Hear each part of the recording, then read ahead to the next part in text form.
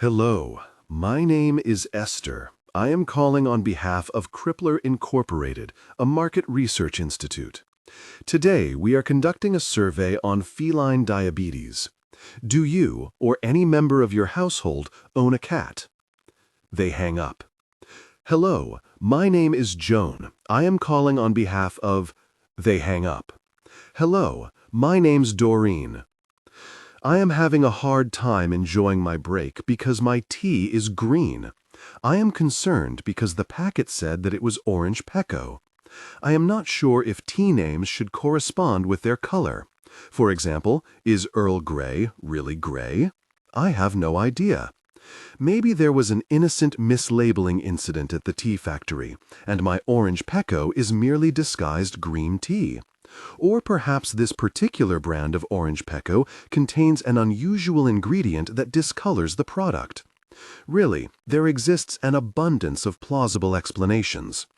The possibility remains, however, that I could be drinking brewed mold. Should a person willingly consume a substance that could potentially be brewed mold? A thought-provoking question worthy of a research paper. Sadly, I am short for time and potently uninterested in the subject. Swishing what could be fermented fungus around in my gullet, I wonder whether ingesting mildew might produce a high. This pondering prompts me to drink my orange Pecco with a little more zeal. After a hearty swig, I conclude that I do not feel any sort of mold-induced euphoria. What I feel could be aptly classified as nausea. It remains unclear whether my nausea is a consequence of my beverage choice or whether it is just another one of my body's ways of expressing self-hatred. I am trying not to smoke because I am unhealthy.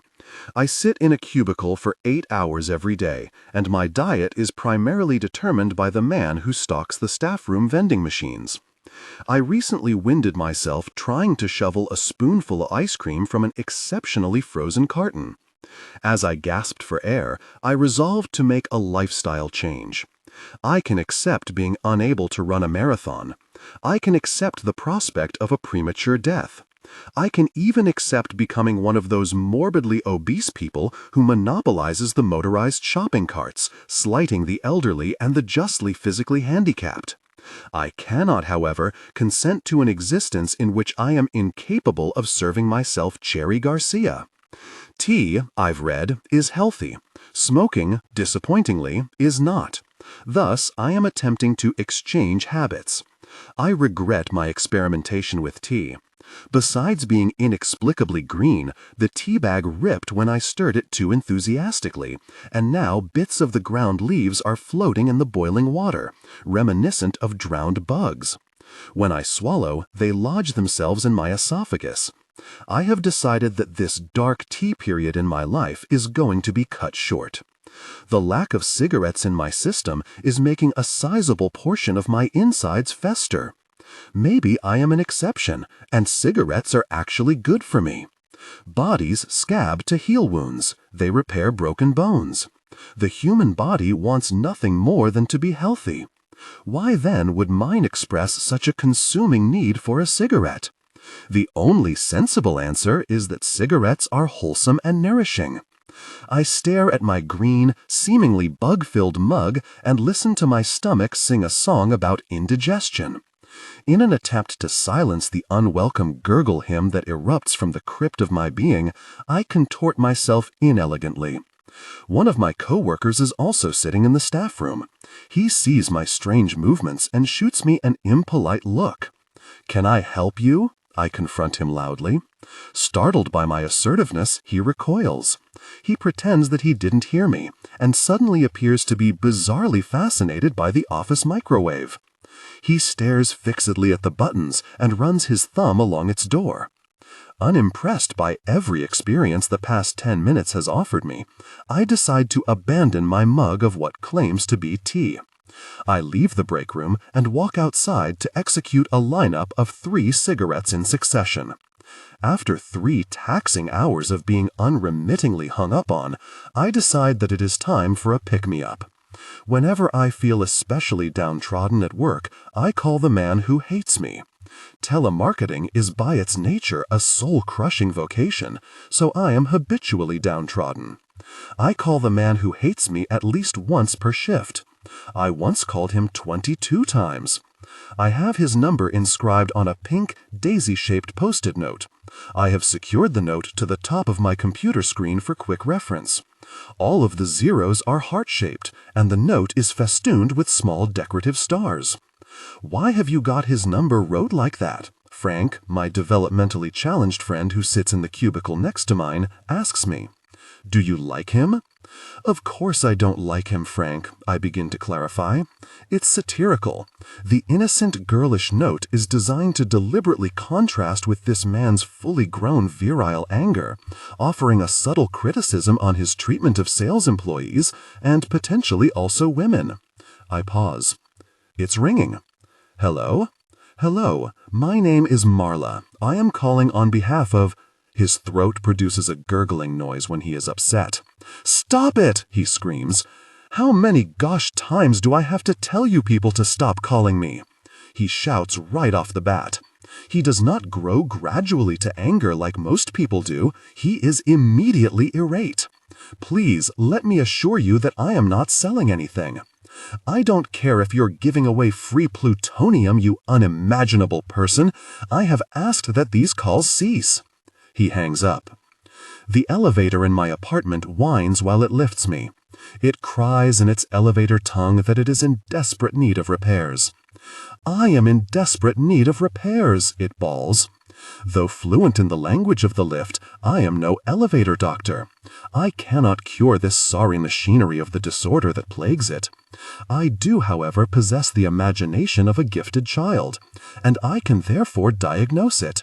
Elevator Huntington's disease, a rare and malignant elevator condition with symptoms that occasionally include plummeting rapidly to the bottom of the elevator shaft, horrifically mangling all passengers.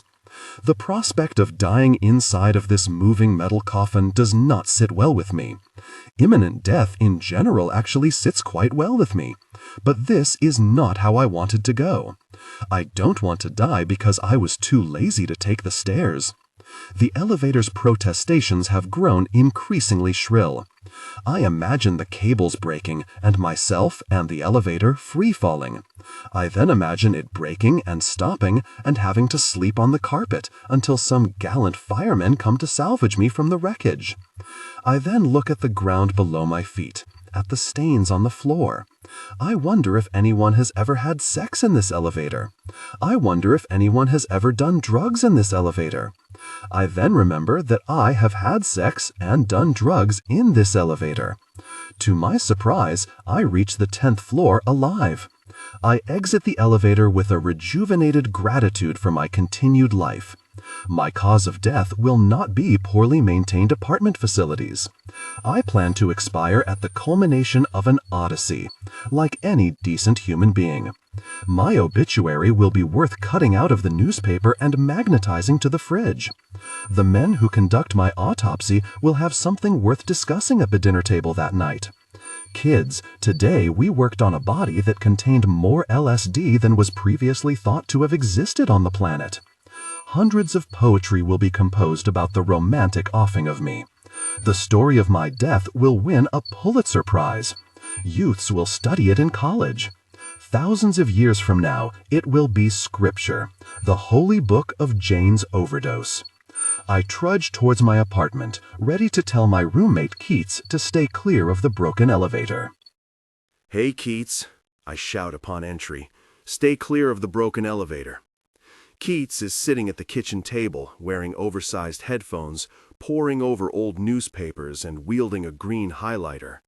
He is too engrossed in his task to look up at me. He is chewing on the end of the highlighter and mumbling quietly to himself. I watch him for a few seconds before he looks up and notices me. When he does notice me, he jolts up out of his chair and begins frantically gathering the newspapers off the table. He thrusts the highlighter away from himself like it's a javelin. "What are you up to?" I ask him. "Nothing," he replies, which is undoubtedly suspicious. My level of interest remains low nonetheless, so I reply, "That's cool." I cut an avocado in half and roll the pit round in the palm of my hand. The green residue coats my hands and gets in between my fingers. The pit slips from my grip and falls into the recycling box below, crashing clamorously against the empty soup and soda cans. I hear Keats whimper from the couch. "Jane!" he yelps, his voice hoarse. He had fallen asleep. "Jane?" he says again, louder this time. "Sorry." "Thank God, I thought you were the police," he breathes, relieved. "Why would I be the police?" I wipe my hands off on my shirt. "Because," he scoffs, "I'm involved in some things." I bring my avocado innards into the living room and drop down into the seat next to his. Keats is a conspiracy theorist. He is convinced that his every misfortune is the direct outcome of a nationwide attempt to ruin him. The government, big corporations, his family, all want nothing more than to undermine and control him. "How was your day?" I query politely. "Well, I didn't get that job at Taco Bell," he answers, dejected. "But you know what? I am almost sure it's because Taco Bell is run by the same people who are responsible for the Armenian genocide." I press my lips together for a moment. "Are you suggesting that Mexico had anything to do with?" He cackles. "Mexicans? Don't kid yourself, Jane. Taco Bell is run by the Germans." "You think that the Germans are responsible for the Armenian genocide?" He taps his nose. I then say quietly, mostly to myself, "You think that Germans are responsible for Crunchwrap Supremes?" "Hello, my name is Bell. I am calling on behalf of—" They hang up. "Hello, my name is Ariel. I am calling on behalf of Crippler Incorporated, a market research institute." "On behalf of what?" replies a woman with a heavy southern accent. "On behalf of Crippler Incorporated, a market research institute." "What's that?" "It is, a market research institute." "Where are you calling from?" "We are located in Ottawa," I recite. "Where?" "Ottawa, the capital city of Canada." "Oh," she says, sleepy, "never heard of it." Then she hangs up. "Hello, my name is Pocahontas. I am calling on behalf of—" "Poca what?" repeats the respondent. "Pocahontas. I am calling on behalf of Crippler Incorporated." "That ain't no name." "No, it is," I assure him. "Today we are conducting a survey." "Your parents hippies or wha?" "Aboriginal," I answer. "Our survey today is on feline diabetes." "I ain't talking to no hip," he begins to say as he hangs up. Disheartened by everyone hanging up on me, I decide that it is time to cheer myself up. I touch the post-it note adhered to my computer screen and dial the number. I listen to it ringing while absent-mindedly twirling the phone cord in my fingers in the same way that prepubescent girls do when they call a boy that they have a crush on. "Hi, Billy. This is Sarah calling from your English class. Janie said you like me. Is that true?" "Excuse me?" "I'm calling on behalf of Crippler." He hangs up. "Hello?" "Hello, this is Aurora calling on behalf of Crippler Incorp." "No!" the man promptly begins shrieking. "You God-forsaken cretins have called me every very day for the past fortnight." "Please accept my apology." "I absolutely will not accept anything from you. You can remove me from your calling list." I look down at my calling list and recite, "We do not have a calling list, sir." "Liar!" he explodes. "You are absolutely lying. I demand your name." I forget which name I gave him. "Your name," he repeats. "Jane." "Why don't you go out and get yourself a real job, Jane? Why don't you go to school? Why don't you become a contributing member of society?"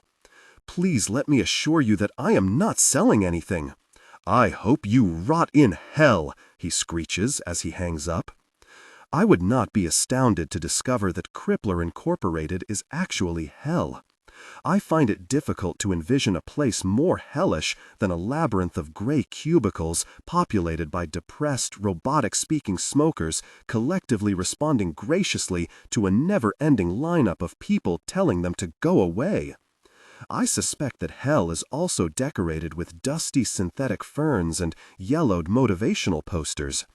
I would certainly not be surprised to discover that Satan himself is responsible for the incessant buzzing noise that rains persistently down from the fluorescent lights above me.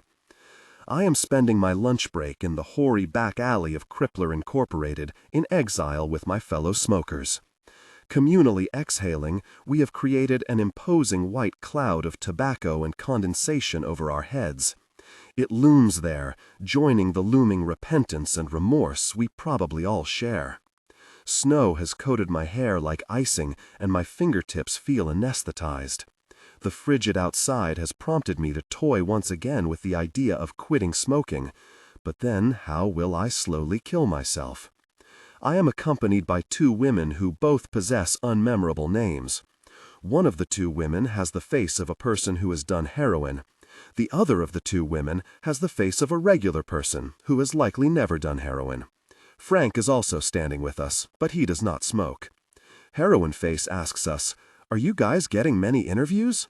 Regular Face answers, "Yeah, a couple." I reply, "A few." Frank nods. "I got a couple too." Then he chuckles.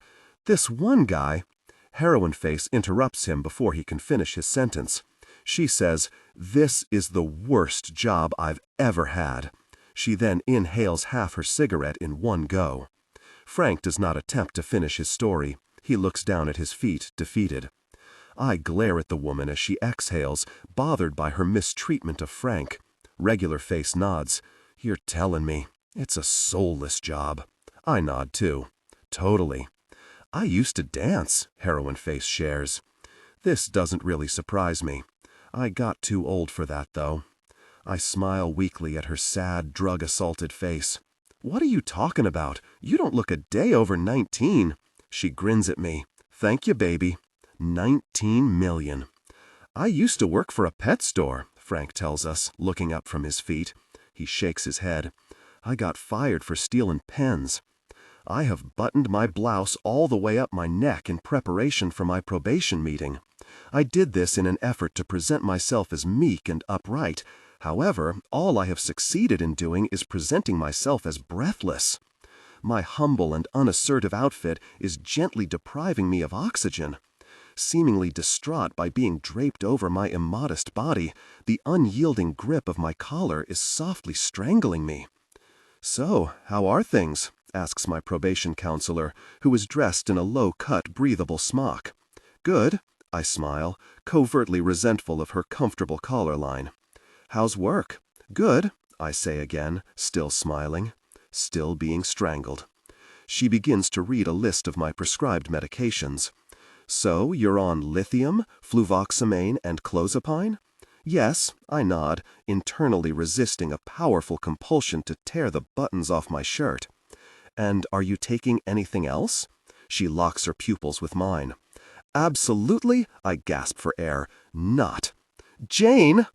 After returning home from my probation meeting, I laid down on the floor of my bedroom. High-tension, dark romance narration. Weak and frail from breathing inadequately for hours, I concluded that walking the extra meter to my bed would be too strenuous an exercise. Cushioned by the piles of clothing that I have amassed on my carpet and sedated by a fistful of clozapine, I accidentally dozed off. "Jane!" "What?" I stir, winded. Keats' girlfriend, Ivy, pushes my door open. It fights against my mounds of laundry. "As per usual, Jonathan's asleep," she complains, while positioning one of my hoodies under her head and lying down beside me.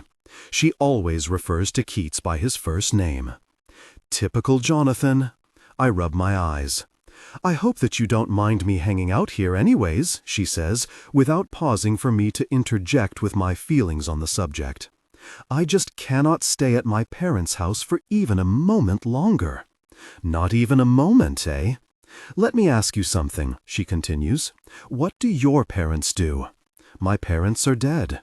"Oh, Jane, I'm so sorry," she stammers.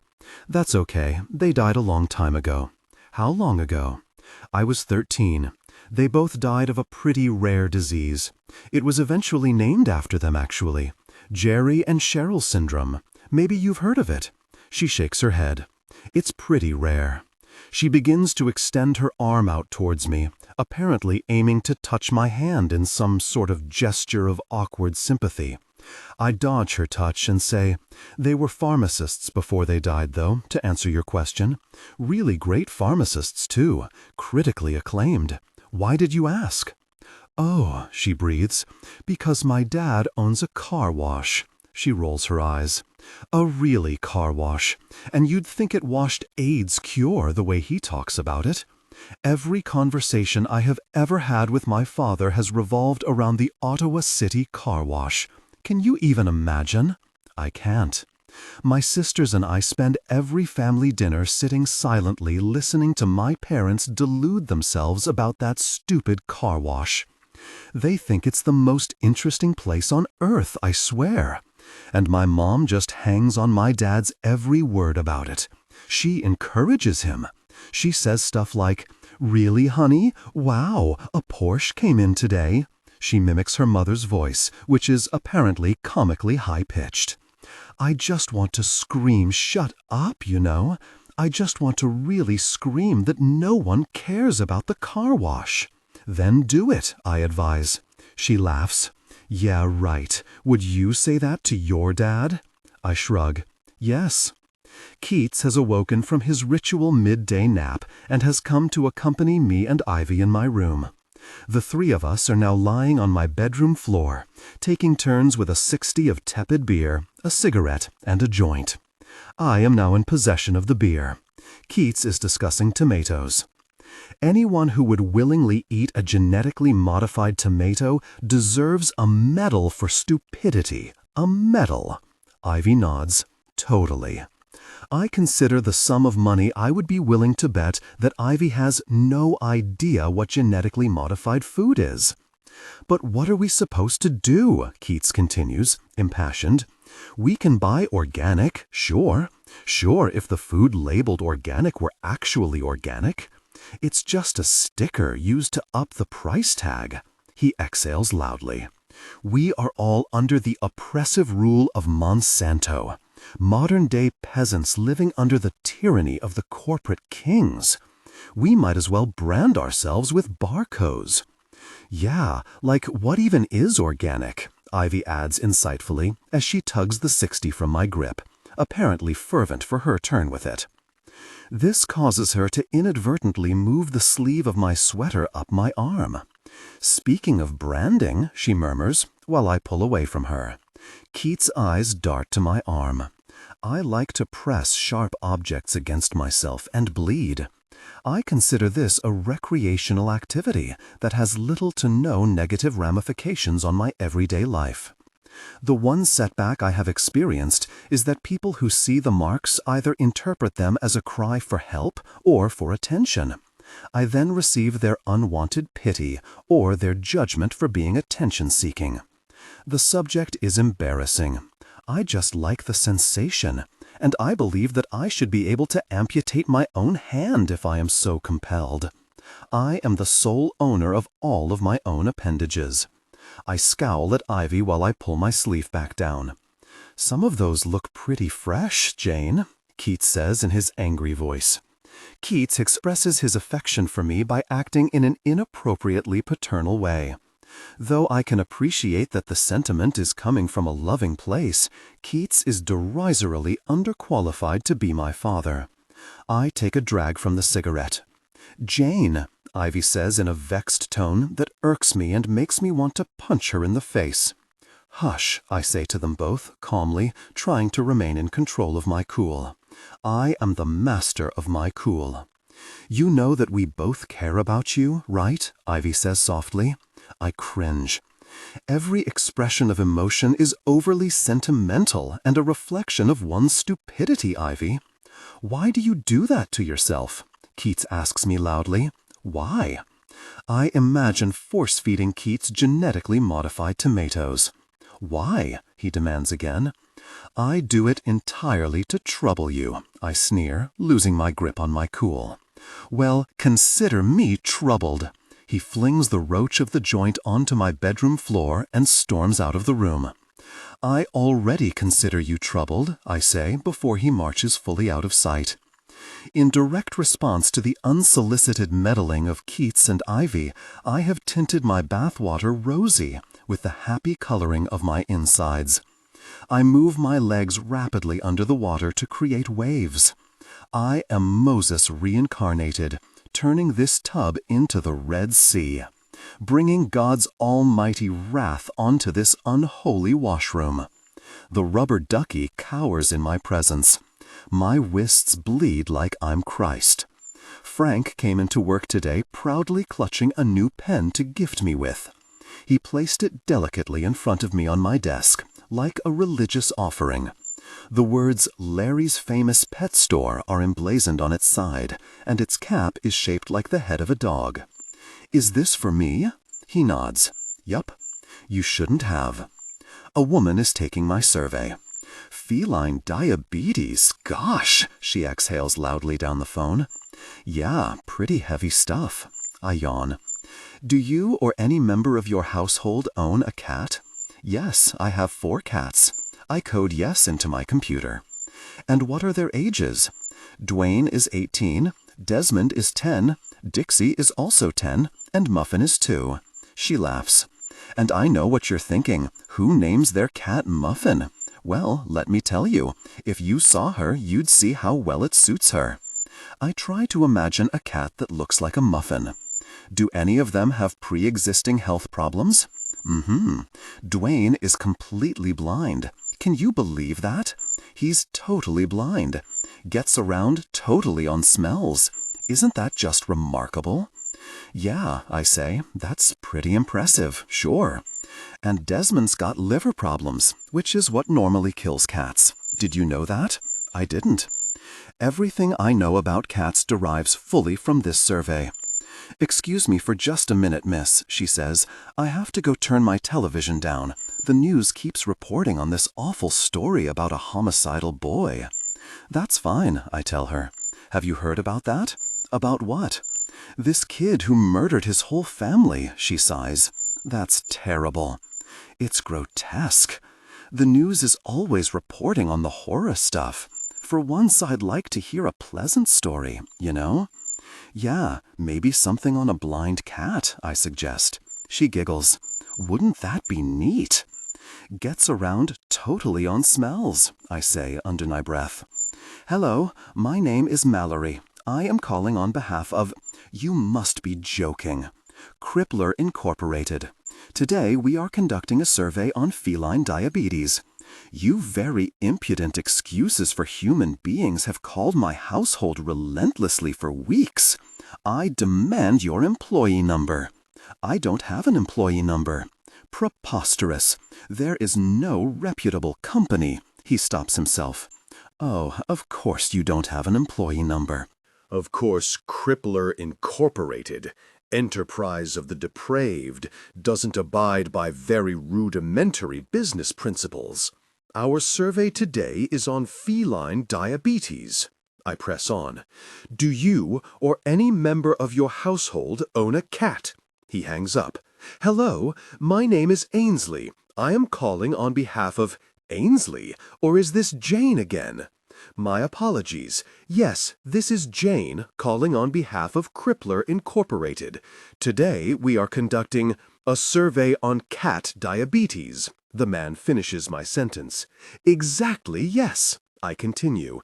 Do you or any member of your household own a cat? Are you suicidal, Jane? He asks me calmly. Are you? He repeats, the volume of his voice increasing. Because I sense that you may be. Why else would you continue to call a man who has expressed in no uncertain terms his disdain for your calls? Are you trying to oblige someone to kill you so you don't have to, Jane? Is that the master plan, Jane? Too very craven to commit the act yourself? I stifle a laugh at the implication that I am thoughtful enough to execute that intricate a suicide.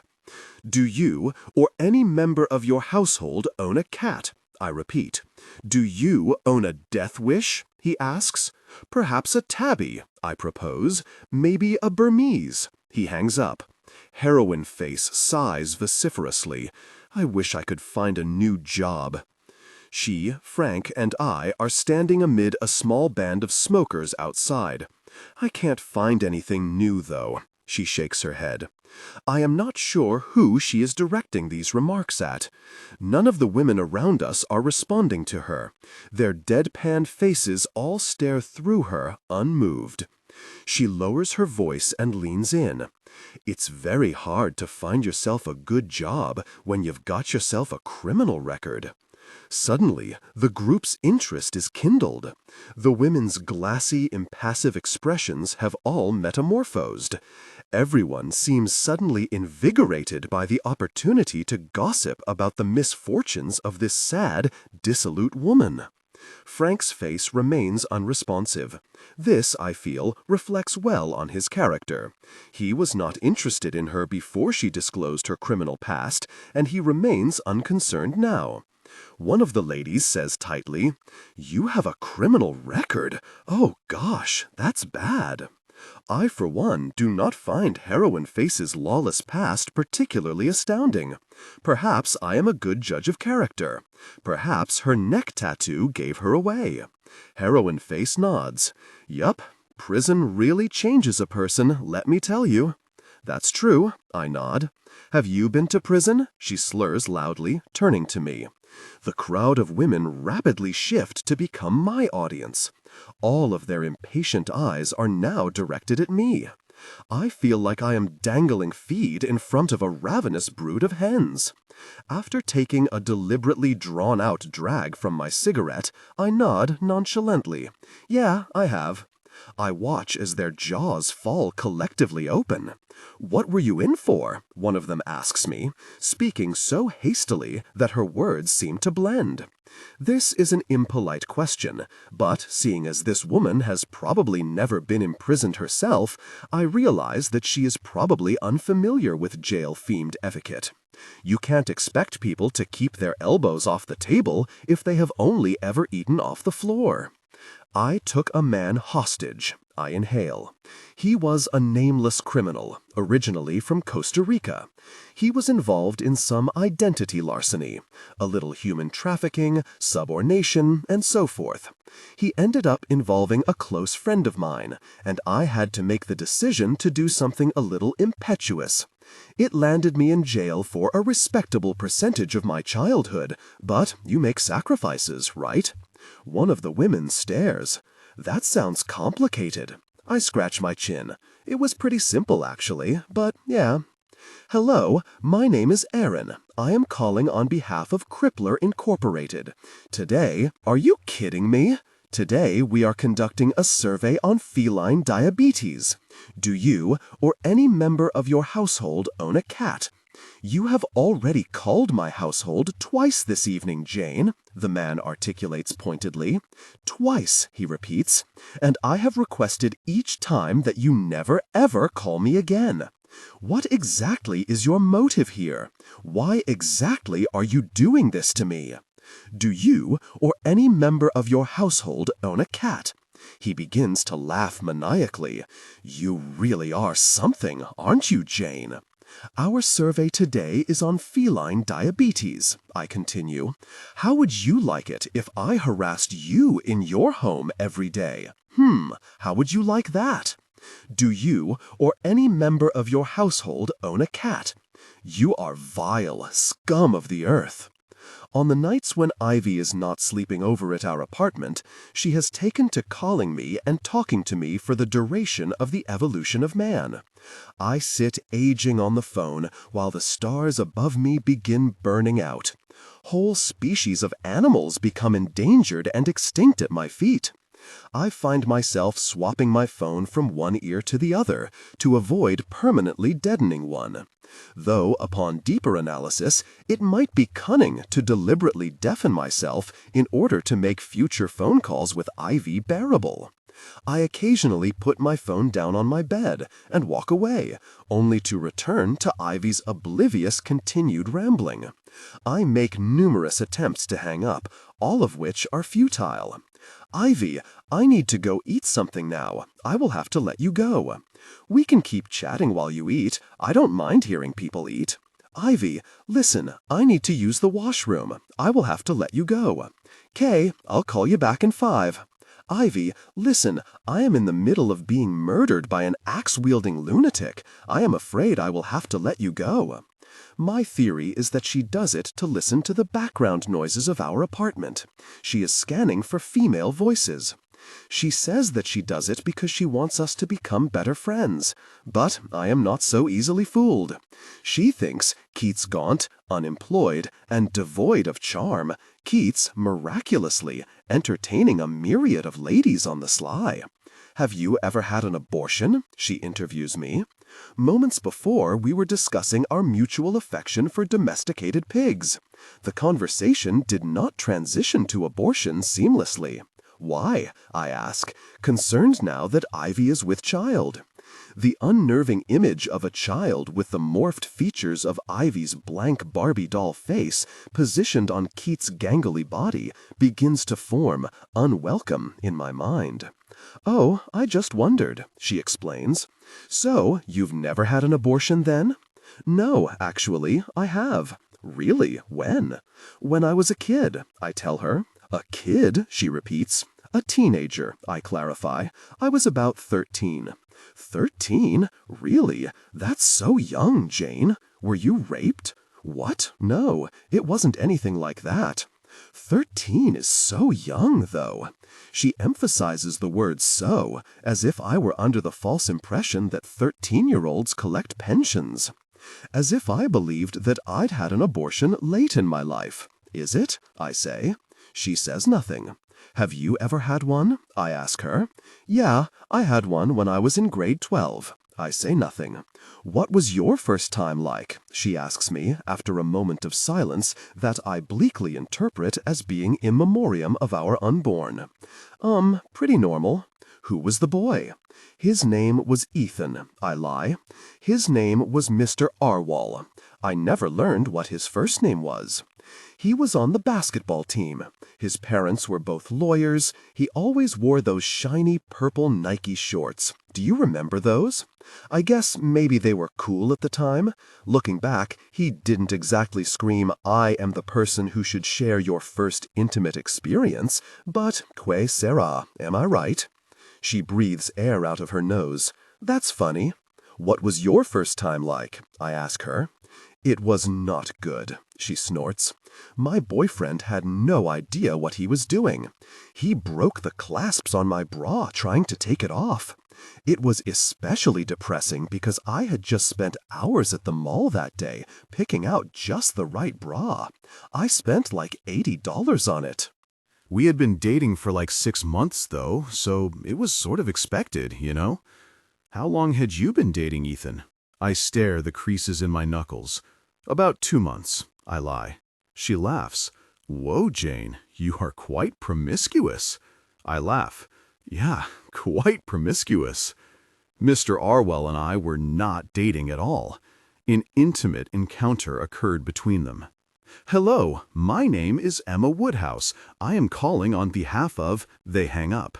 Hello, my name is Harriet Smith. I am calling on behalf of... They hang up.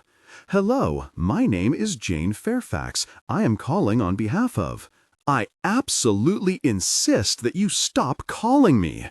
The man who I keep calling roars deafenly into his receiver. For the love of God and of all that is holy, I demand that you stop. Do you or any members of your household own a cat? I am in a business meeting, you wretched, reprehensible woman. Do you have any idea what it's like to be persistently interrupted by unsolicited phone calls whilst attempting to conduct one's business? We are conducting a survey on feline diabetes. Are you suffering from some sort of cerebral frailty, Jane? Is severe retardation perhaps at the root of our repeated miscommunication? Or does this stem from some sort of feminine irrationality? Keats bursts into my room in a tsunami of body odor. Startled by his unexpected entrance and irritated that he didn't knock, I open my mouth to yell at him. Before my vocal apparatus has had a chance to engage, however, I manage to stop myself. Keats responds poorly to anger. It is best that I internalize my feelings. With any luck, they will manifest themselves as cancer instead, which will hopefully then kill me. Thus, ultimately, my goal of avoiding living this experience ever again might be accomplished anyway. I notice that Keats is accompanied by a sizable bottle of vodka as well as an equally sizable joint. Though his presence remains unwelcomed, I theorize that these items will make it possible for me to console myself. He sits down beside me with his legs crossed and rips the plastic cap off of the vodka bottle using only his teeth. Spitting the cap across my room, he sighs and says, "Are you aware of the relationship between the assassination of President Lincoln and the Vatican?" I stare at him. "Remarkably, no, Keats," I answer dully. "I've been writing down all of the things that Lincoln said that were anti-Catholic," he licks his lips. "And I've also been reading about an ex-priest named Charles Chinnicky. Have you heard of him? Let me tell you, Jane." "Hey, Keats," I interrupt him, desperate to evade hearing any more on the subject. "What was your first time like?" I have chosen this question because the subject is fresh in my memory. He swigs from the bottle and grins. My first time for what? Sex? Perhaps I was too quick to change the subject. Maybe I would prefer to hear conspiracies about the Vatican than learn anything about Keats' sordid sexual past. No, I meant the first time someone mistook you for a proboscis monkey. The first time I had sex was pretty good. Thank you for asking, Jane. Mela Brassman had me over to her house. Her parents were away in Europe. She had candles lit. He shakes his head and repeats, "Mela Brassman. She sounds great." I stare lifelessly at the ceiling. She was great. Quite great, actually. She had bought this outfit, too. He beams at me. It was all lacy. I hold my hand up to communicate that I would like him to stop. "Red lace," he continues, despite my polite indication not to. Red lace that was quite delicate. You know, I think that lingerie manufacturers intentionally use fabrics that can't withstand even moderate activity. They know it's going to be removed. They know it needs to be durable, and yet they keep using these flimsy fabrics that essentially disintegrate under the slightest strain. I reach for the vodka. You can barely touch a girl wearing lingerie without damaging it. You know, they do it so that women have to rebuy and rebuy the very things. It's a marketing tactic designed to ensure that the lingerie corporations keep getting their precious money. It's appalling when you think about it. The gall of those underwear stores, I say between sips. Right? Women should boycott underwear stores if you ask me. I nod. Yeah, go tell women to stop wearing underwear, Keats. You should take this cause on. He chuckles. When was your first time? Middle school, I lie. And who was the lucky guy? His name was Cameron, I reply. He was the head of the chess team. The chess team, eh? Keats smirks. That's right, he was smart. He went on to get a PhD in biomedical engineering, actually. I think he even published a couple textbooks for an introductory university course he taught. He started teaching when he was only 19, maybe 18 actually. A real child prodigy, that guy. Wow, Keats says, impressed. Yeah, I nod. Hello, my name is Scout Finch. I am calling on behalf of... They hang up. Hello, my name is Joe March. I am calling on behalf of... They hang up.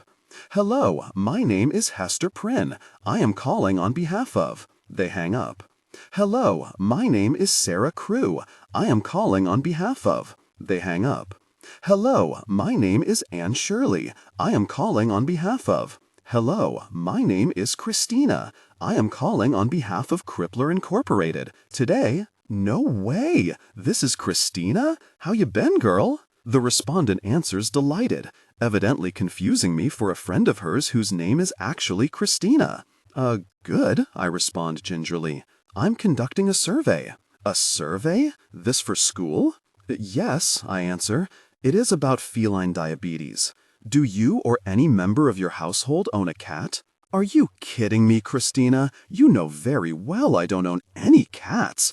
You think Franco would let me keep a reeking cat in his house? I pretend to laugh knowingly. Yes, of course. Old Franco wouldn't allow such a thing. What was I thinking? She snorts. No kidding, girl. So how are your kids? Is Kendrick in school now? Yes, I reply. Kendrick's just started school this year, actually. Wow, time sure flies, eh? It sure does. Well, hey, listen, Christina. I've got some chicken cooking in my oven. I am gonna have to let you go, all right? It was so good to hear from you, though. You'll call me again, will ya? Sure. All right. Love you, girl. Bye. Bye. Have you been using that pen I got for you? Frank asks me while leaning informally on the cubicle wall that separates our desks. I have been, yes, I nod. And how do you like it? He asks. It's great. It writes smooth. He laughs haughtily. Yeah, I thought you would probably like it. You look very put together today, Jane, my probation counselor remarks after thoroughly eyeing me up and down. Thank you, I smile, fidgeting uncomfortably under the strain of her scrutiny.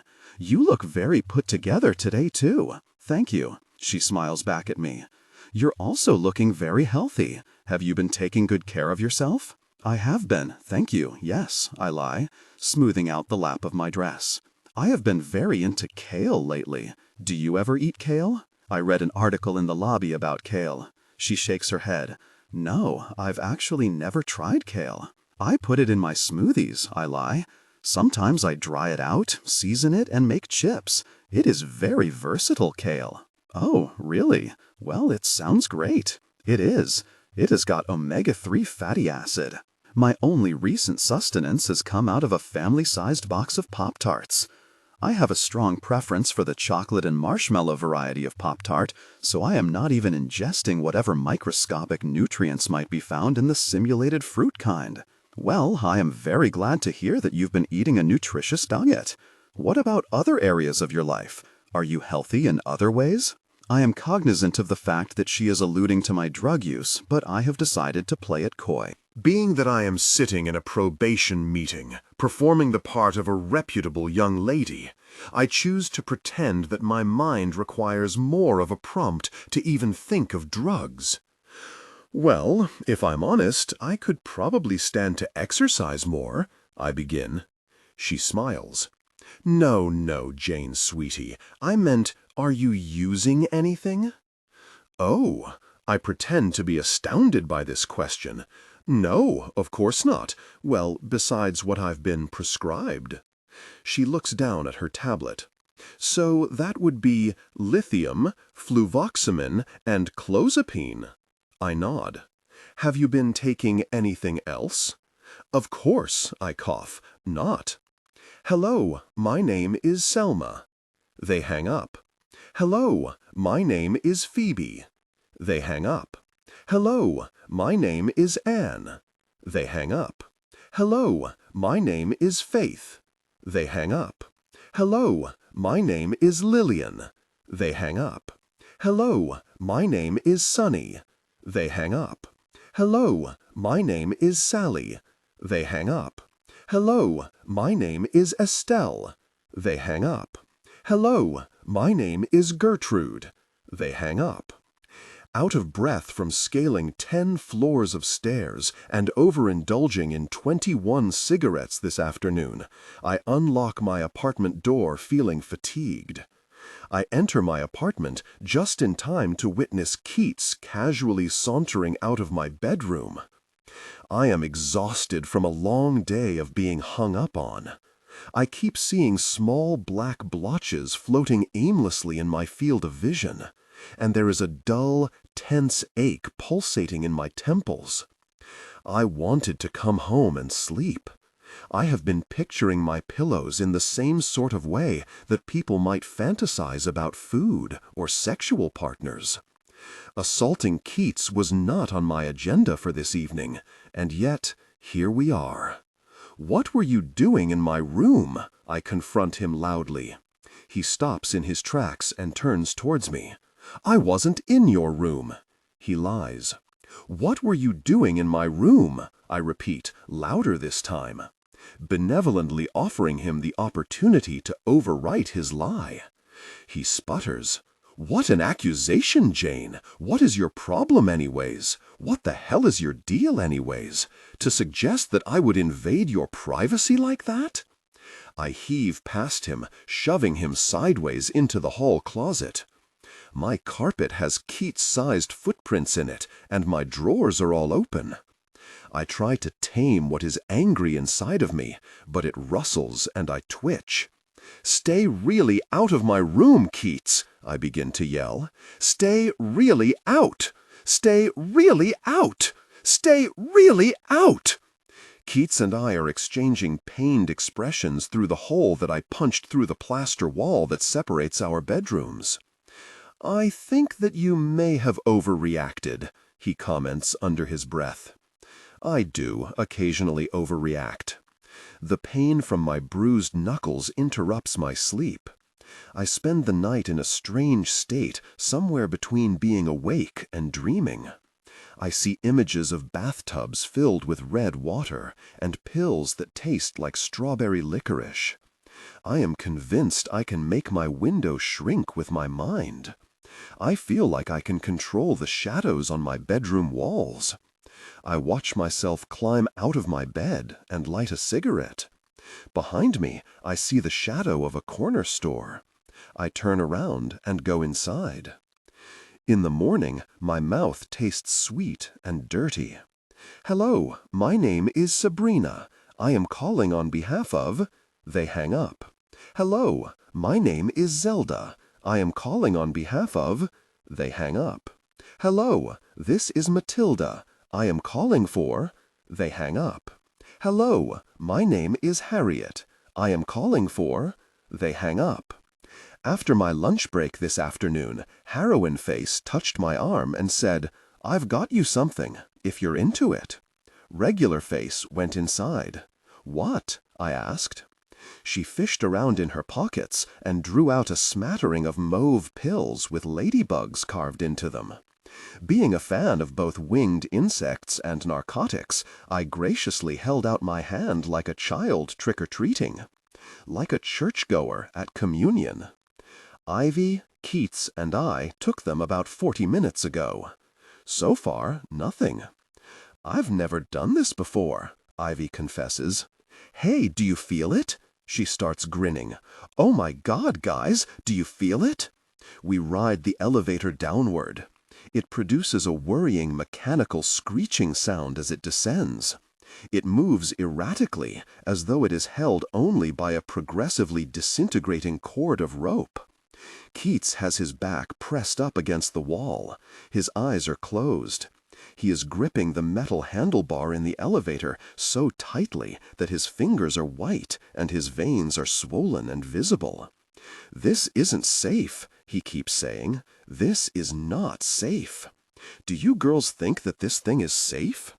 When the elevator reaches the ground floor, he exits quickly, pushing us aside. We are running, sprinting to the bar, screaming. "Do you lie to me a lot?" Keats asks me. The skin on his face is melting. I laugh. The loud music is making my ribcage rattle. Each of my bones feels like it has its own individual bone heartbeat, and all of them seem to be engaged in their own miniature cardiac arrests. Keats and Ivy are aggressively making out on the dance floor. I am sitting apathetic at the bar, running my finger over the rim of my glass. The lights are flashing in a way that makes everything look like it is moving in slow motion. Black. Ivy and Keats making out. Black. Ivy and Keats laughing. Black. Anyone looking at me would see black, my deadpan face. Black, my deadpan face again. Black, no change. I resolve to leave. As I begin to step out of the bar's front door, ready to make a break for it, an enormous security guard reaches out and touches my arm. "Are you going home alone?" he asks me, his voice loud enough to be heard over the booming music. I reply, eloquently. "Can I call you a cab?" He eyes me up and down. "You're a small girl. I don't want to see you get hurt." I am not that small a girl. I've seen girls bigger than you get themselves into trouble. My ribcage is still vibrating. "Thank you for your concern. I turn away from him, vaulting myself off the front step, but I am going to take my chances. I am dissolving a ladybug pill beneath my tongue to liven up my walk home. The trees alongside the road have grown gnarly human hands, and their fingers are all reaching out at me. The road is a black ocean, and the cars are sharks who want to eat me. Not today, though, sharks and trees. I am not that small a girl. My phone rings. Hello? Hello, Jane. This is Cindy, my probation counselor says. Oh, hi there, Cindy. I'm just calling to let you know that we're being asked to do surprise home visits now. I'm calling all of my patients to give them a general heads up. I can't tell you exactly when I'm coming, but I want you to be aware that I will be showing up at your apartment at some point in the near future. Do you understand? Okay, thank you, I reply while chewing on a ladybug pill. It could be at any time, okay, Jane, she warns me. Okay, thank you. My tongue is numb. Do you understand? Okay, thank you. Hello, my name is Molly. They hang up. Hello, my name is Mary Jane. They hang up. Hello, my name is Lucy. They hang up. Hello, my name is Charlie. They hang up. I am dissolving a ladybug pill on the roof of my mouth. It has adhered itself to my palate and is steadily melting. It tastes bitter, like rusty metal and uncoated Tylenol. Have you ever had an abortion? Keats asks me through a mouthful of grapes. No, I reply, taking a grape from his bowl. Why, have you? The combination of pills and grapes is producing a strange woolly sensation in my mouth. He smirks. Yeah, I just can't keep this womanly womb of mine empty. Have any of your girlfriends ever had an abortion? Not that I'm aware of. He pops 4 grapes into his mouth in quick succession. But that's one of the luxuries of being a man, isn't it? God only knows what offspring I have out in the world, or have avoided having out in the world. That's true, I chew. That is a sort of luxury. Ivy's had one, he tells me in a dark, somber tone. It was with a different guy. Oh yeah? I pretend that this information is new to me. Yeah, he says, chewing loudly. Is that something that bothers you? He tilts his head. You know that everything bothers me, Jane. We chew in rhythm with each other. So you've really never had one? He asks me again. Nope, I reply. Hello, my name is Betty. Hello, my name is Veronica. Hello, my name is Geraldine. Stop really calling me. Hello, my name is Midge. Ivy's father has picked up the phone and interrupted a conversation that she is having at me. Ivy, his voice intersects with hers. She had been telling me the story of when she bought her first training bra. I consequently welcome the interruption, as the details of a purchase that she made 10 years ago have not been delighting me. Dad, she pauses. Oh my God, Dad, hang up. You won't believe the car that came in today, Ivy, he chuckles. It was a Challenger, and do you know what color it was? Dad, hang up. Pink, he exclaims, laughing. Can you believe it? Dad, listen to me. I thought of you when I saw it, he laughs again. I thought, oh boy, wouldn't Ivy love this? I'm sorry, Jane, she apologizes to me. Jane, repeats the man. The person who I am on the phone with, Dad, she snarls. Oh, hello there, Jane, the happy man addresses me. Hello, Ivy's dad, I reply politely. Ivy's told us all about you. No, I haven't, Ivy speaks quickly, evidently embarrassed to have been caught acknowledging my existence to her family. All good things, I hope, I say. Of course, the man chuckles loudly. Ivy has given you a 5-star review. 5 whole stars, eh, Ivy? He laughs again. Our Ivy only has great things to say about you, Jane, that's for sure. The first bra I owned was one that I stole from the top drawer of Mrs. Arwell's dresser. I used to wear it with her high heels and her pink lipstick. I would look at myself in her full-length mirror and pretend that I was a mother and a wife.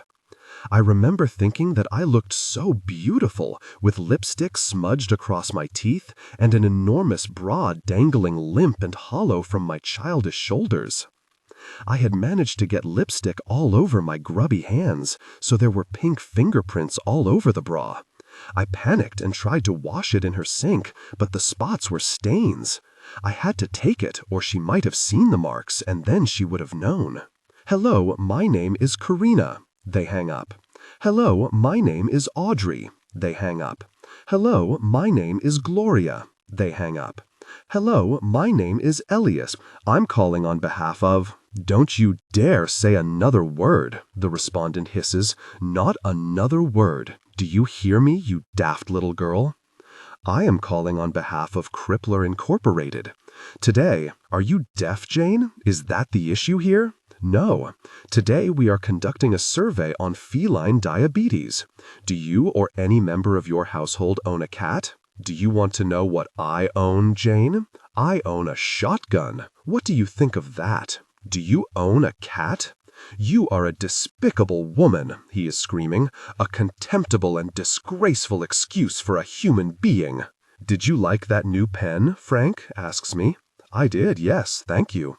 I got one shaped like kittens, too. Do you like kittens? I love kittens, Frank. Well, isn't that just a fascinating shirt, my probation counselor remarks, nodding at my stained dinosaur t-shirt. Thank you, I say in response. I had nearly forgotten that I had a probation meeting scheduled for this afternoon. I remembered just in time to arrive 2 minutes late for it. I did not, however, remember in time to dress appropriately. I would not have chosen to wear a dirty t-shirt had I remembered. I would have worn a blouse or a blazer or a stiff dark dress, something that subtly communicated my ability to blend in as a mild-mannered, law-abiding, and proper young lady.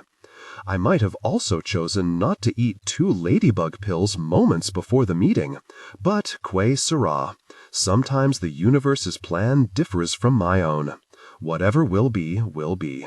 I apologize for being late, I say, oddly conscious of the way that the words I say make my lips move. Oh, what's 2 minutes? She winks at me. I smile weakly. Now, Jane, you remember our phone call the other day, correct? When I warned you about the home visits that they're having us do now? She locks her pupils with mine. I do, yes. Her pupils are the size of a pencil eraser. Do you understand? My pupils are probably the size of a bottle cap. Do you understand? She asks me again. I do, yes. I know that you've been through a lot. She reaches out and touches my knee. The unanticipated physical contact does not sit well with me. High-tension, dark romance narration. I have to fight an impulse to whip her hand away. I really want the best for you now, and I would really hate for you to take any steps backwards. Thank you, I say, at a volume louder than I intended to. I'm really rooting for you. Thank you, I say, this time too quietly. I have created a mosaic of crushed pills on the top of my dresser. I am arranging the little anthill dust piles according to their different hues, white, pink, and yellow. This is a thing of art, ladies and gentlemen. This is something we should look at with tilted heads and sighs of reverence. The muted colors and coarse texture of the geometric mounds are a picturesque allusion to nothing. If you look closely, you'll notice that these colorful little tart-tasting sandhills are reminiscent of my purpose in life. Hello, my name is Matty. I am calling on behalf of Crippler Incorporated. Today, we are conducting a survey on feline diabetes. Do you, or any member of your household, own a cat? The respondent breathes heavily down the phone. What are you wearing? They ask in a moan. You're disgusting, I say, but nothing. You? Hello? I answer my phone. No response. Hello? I say again, louder this time. Hello? Hello, my name is Lowe. I am calling on behalf of Crippler Incorporated. Today, we are conducting a survey on feline diabetes. Do you, or any member of your household, own a cat? I am on the do not call list. Please let me assure you that I am not selling any they hang up. Hello, my name is Lola. I am calling on behalf of They Hang Up. Hello, my name is Dolly. I am calling on behalf of They Hang Up. Hello, my name is Dolores. I am calling on behalf of They Hang Up. Hello, my name is Lolita. I am calling on behalf of Crippler Incorporated. How many times do I have to ask you to stop? The respondent screams immediately. Do I have to change my phone number? Do I have to change my very name? Is death my only possible escape from you, you intolerable excuse for a girl? Please, God, tell me what exactly it is that I have to do to make your ceaseless calls end. I'm conducting a survey. Wow, may God have mercy on your forsaken, soulless body. On feline diabetes. I hope you are the victim of a gruesome, disfiguring accident. Do you, or any member of your family, preferably an accident that renders you utterly mute, or crippled and incapable of dialing my phone number, or dead, have a cat? He hangs up. I wonder what you were like as a kid, Ivy muses during yet another one of her dreaded phone calls. Do you think that we would have been friends? I am lying in my bed with my eyes closed. Do you ever think about that, Jane? About what someone was like as a kid? I do it all the time. Sometimes when I see an old man on the street, I think about how he was a baby once. I think it about homeless people especially. Almost every time I see a homeless guy, I think, your mother was probably so excited to have you when she was pregnant, and now you have nowhere to sleep. People probably came to the hospital to meet you as a baby. You had a grandma who probably told her friends about you. You played with blocks and stuff. Do you ever think about things like that? No. I bet you were a cute kid, she continues, seeming never to rest for air. I bet you were funny, too. Were you a funny kid? I don't really remember what I was like. Come on, you must remember something. Were you cute? I'm dozing off. I remember the skin surrounding my lips was always stained from eating candy. I yawn. I remember looking in the mirror, washing my face, and the color never coming off. My pupils would connect with my reflected pupils. Red and blue chalky residue caked across flushed cheeks. I had a swollen, sore tongue and bags under my eyes. Red dirt under my fingernails. I would buy candy with change that I'd stolen out of my mother's purse. I remember walking with oxidized, dirt-encrusted change in my clenched fist. I would buy hard white sugar sticks, and I would hold the sticks with the same grimy fingers I'd held the quarters in. I would lick the sticks and dip them into pouches of red powdered sugar. I would buy jawbreakers the size of my fist, and I would lick them until my tongue was raw. I wore candy necklaces in my hair like pigtails. Knots of torn hair irritated my skull. I would pull the elastic necklace down from my hair into my mouth, and chew off the candies and chew my hair. I remember always having hair in my mouth, and always having sugar and spit in my hair. Your mouth was always stained? Ivy sounds shocked. You weren't always eating candy, though, were you? Yeah, I answer her. I was always eating it. She laughs. Well, you were one lucky kid then. My parents would have never let me get away with that. I remember throwing up rainbows into our dirty pink bathroom sink. I guess I was lucky. I yawn, rolling onto my side. When I ran out of dirty purse change, I would sit next to the convenience store and beg the people who walked by me to give me change so I could buy more candy. We ate like mashed potatoes and pork chops every night, Ivy gripes. It was really disgusting. My parents practically force-fed us salad. When I was 11, I was tall enough to pass for a teenager. The Gongley convenience store cashier would sell me cigarettes instead of candy if I promised that I would sit with him on his break and kiss him. We never had dessert either, Ivy continues. I used to wear a t-shirt that had a picture of a frog printed on it. The frog was sitting on a lily pad, and its tongue was reaching out to catch a cartoon fly. That shirt was made for a toddler. I was 13 when I wore it, so it was very small on me. I had stretched it so the frog's face was distorted and expanded, and the fabric was thin and transparent. My parents would not buy me clothes. I had to steal the unwanted and unwashed clothes from my elementary school lost and found box. I also remember trespassing in backyards, tugging things off clotheslines. My wardrobe was an eclectic mishmash of clothes, none of which were designed for my gender, weight, or age. I usually wore boys' gym shorts paired with a large, adult-sized t-shirt. When sporting the stolen hand-me-downs of my neighbors and classmates became too degrading for my adolescent pride, I took up shoplifting.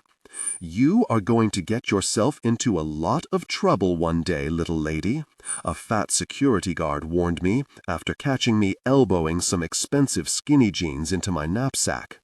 "You are a pretty little thing and all, but that isn't always going to get you out of trouble. Do you understand that?"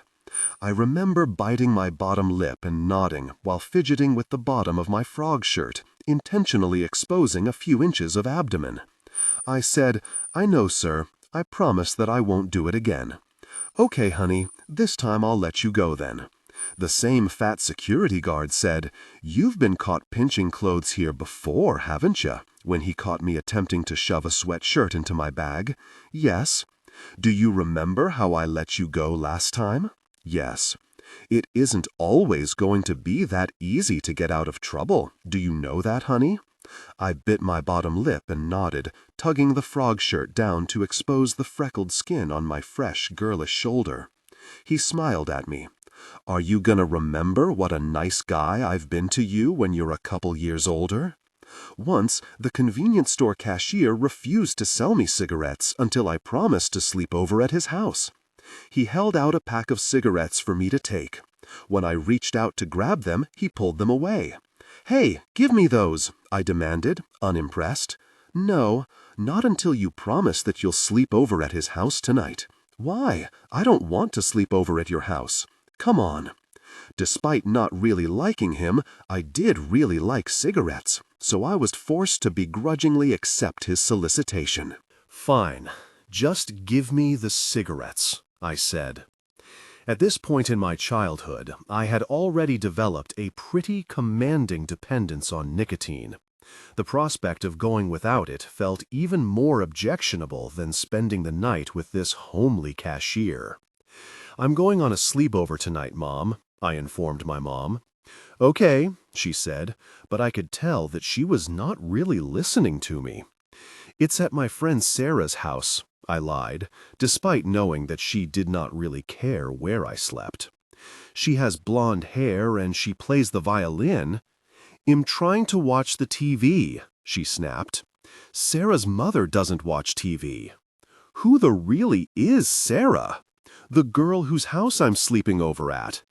"Did you not just hear me to shut up? I'm watching the TV."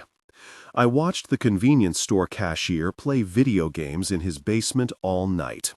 I sat chain-smoking beside him, bored out of my mind.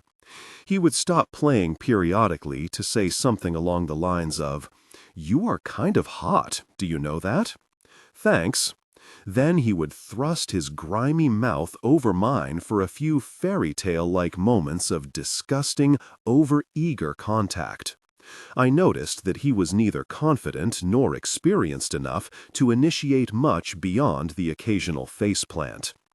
I was so bored of watching him play video games that I was grateful for these brief and nauseating interludes simply because they broke up the time. Touch, intimate. Tension, overwhelming. After their night, I would walk behind the convenience store counter, help myself to cigarettes, and leave the store without paying. I would open bags of candy just to eat one piece. I would wink at the cashier as I left the store, arrogantly gnawing on my embezzled candy. I was queen of the corner store. I fell asleep next to him that night in the basement. I remember my mouth tasting fuzzy and dirty, and I remember him spooning my back. The next morning, I was awake before him, but I did not get up. I stayed still, staring at the exposed pipes in the ceiling above me. I sat up, afraid, when I heard the basement door open and the sound of feet on the stairs. The cashier's father reached the bottom of the staircase and looked across the room at us. My eyes connected with his, and I braced myself to be yelled at, thrown out of their house, or hit. To my surprise, he grinned at me. He walked over, looked down at his bleary-eyed offspring, then rustled his son's hair in a happy display of fatherly pride. "Atta boy, convenience store cashier," he said, except he used the boy's actual name, which I now forget. He said, "That's my son, all right." He then looked me over and winked. I smiled assertively back at him and saw in his blushing features a shy nervousness that mirrored his son's. I was queen of the basement. "Are you ready to talk to me about your childhood now?" my probation counselor asks me. I was unaware that I had ever given her the impression that I needed to be ready to talk to her about that. "Yes, sure," I nod, gulping down a sip of the bitter tea that she served me. I am sitting in her office with my legs crossed, wearing a modest black dress, sipping chamomile tea from a dainty white cup. When my counselor asked me how I took my tea, I lied. I usually take 2 sugars. This has none. I lied in order to avoid troubling her. Now I have to swig down this sour poison water, as well as stifle the sickened expressions my face keeps attempting to make when I taste it. "What would you like to know about my childhood?" I ask her, contorting my face in an attempt to transform my tea grimace into an innocent smile. "Well, my understanding is that you had a pretty damaging childhood," she says delicately, as if the gentle tone of her voice will soften that reality. I sip from my teacup again. I am trying to ingest the full cup as quickly as possible, so I do not have to endure the experience of drinking it any longer than necessary. "What would you like to know about my childhood?" I ask her, contorting my face in an attempt to transform my tea grimace into an innocent smile. "Well, my understanding is that you had a pretty damaging childhood," she says delicately, as if the gentle tone of her voice will soften that reality. I sip from my teacup again. I am trying to ingest the full cup as quickly as possible, so I do not have to endure the experience of drinking it any longer than necessary. "Do you feel like your upbringing has had a negative impact on your life now as an adult?" "Yes," I answer immediately, without putting any thought into how she will interpret that response. I clear my throat. "Well, I mean, yes, of course it has." She looks at my empty cup and says obligingly, "Oh, are you finished with your tea, honey? Let me get you some more." I grit my back molars together and say, "Oh, thank you." "Hello, my name is Maggie. I'm calling on behalf of Crippler Incorporated." "You're what?" An old man with a throaty smoker's voice replies to me. "I'm calling on behalf of—" "Speak up." "I'm calling on behalf of—" "What?" "Crippler Incorporated." "Are you trying to sell me something?" He coughs. "No, today I'm conducting a survey." "You're what?" "You know, I've been collecting pens for about 40 years, Frank shares with me. He is keeping me company outside while I smoke. Despite it being -30, Frank has generously opted to stand in the snowy back alley with me. I managed to light my cigarette after 3 failed attempts. "Oh, yeah?" I inhale. "So, why do you collect pens anyways? Why not collect something else?" "I don't know. I just really like pens, to be honest with you. They just look really good to me." I take another puff. The hand I am using to hold my cigarette is freezing cold and becoming increasingly numb. "I don't collect anything," I comment, while passing my cigarette to my other hand and shoving the freezing one into my coat pocket. "Well, maybe you should." "Why? What's the point?" I ask, while struggling to hold the cigarette properly in my less dominant hand. "Well," he says, crossing his arms, If I didn't collect any pens, then I wouldn't have been able to give you any pens. See? I see. I guess that is true. Right, he nods knowledgeably. And then I wouldn't have got anything to repay you with. You don't have to repay me for anything, Frank, I say, while accidentally dropping my cigarette into the fluffy gray snow. Ivy has expressed concern that our apartment fails to meet her jovial requirements for the festive season. Because of this, she, Keats, and I are now shopping for Christmas decorations. Though I am not personally troubled by the cheerless ambience of our apartment, I agreed to shop in order to appease her. Keats, on the other hand, had to be dragged. He is irritated at the suggestion that we comply with the corporate commercialization of a sacred religious holiday, and he has been discussing his reservations at length. A home without decorations celebrates Christmas much better than one with materialistic garbage like Christmas trees, he rambles. Who in their right mind needs a God-forsaken Christmas tree? Do you realize who profits from our Christmas tree purchases? The Russian government. They don't make it obvious, sure, but ask any Christmas tree salesman where his father was born, and I can almost guarantee. Rather than endure another instant of Keats' illogical ranting, I try to interrupt him. Aren't you an atheist, Keats? One who's voiced his major qualms about Christianity to me, despite my expressed lack of interest. Maybe undermining the meaning of Christmas would be an excellent way for you to contest the Christian faith? He splutters. Yeah, well, I guess. Despite my efforts to stop Keats from talking, he revs back up within moments. Are you too aware of the biochemical ingredients used to produce Christmas lights? He says earnestly. It's astounding that the purchasing public would so ignorantly continue to support the production of... He blathers on, until all language ceases to have meaning, and my ears involuntarily begin to deafen themselves and melt into my skull. I tune him out, gawking lifelessly down into our shopping cart. So far, the shopping cart contains a small nativity scene of anthropomorphic cats, a selection of Christmas-themed shot glasses, and an artful ceramic statue of Rudolph looking dejected. I scan the store we're shopping in while Keats' mouth continues to open and close, open and close, open and close. This draws my attention to a teenage boy standing a little way away who keeps staring at me. Keats is still rambling. He is now explaining why he refuses to go to his parents' town for Christmas. It seems that he thinks that the mayor there is involved in some elaborate undercover KKK movement, and he resents his family for not taking his concerns about this more seriously. Yeah, I'm gonna go spend Christmas in a community of undercover racist psychopaths, he says under his breath.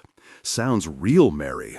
They'll probably have banners in the streets wishing everyone a happy white Christmas. Everyone will be totally ignorant to the sick double meaning. I nod along to his nonsensical tirade while I examine a package of root beer-flavored candy canes, trying vainly to ignore the teenager who I can sense is still staring at me. My mom expects me to come. And what? Sing carols to a community in the beginning stages of fascism, like some sort of pre-war Nazi Germany? Yeah, right, Mom, Keats snorts. I'll get right on that. Why do they make candy canes like this? I interrupt him, hopeful that a shift in topic will put an end to this unsolicited sermon.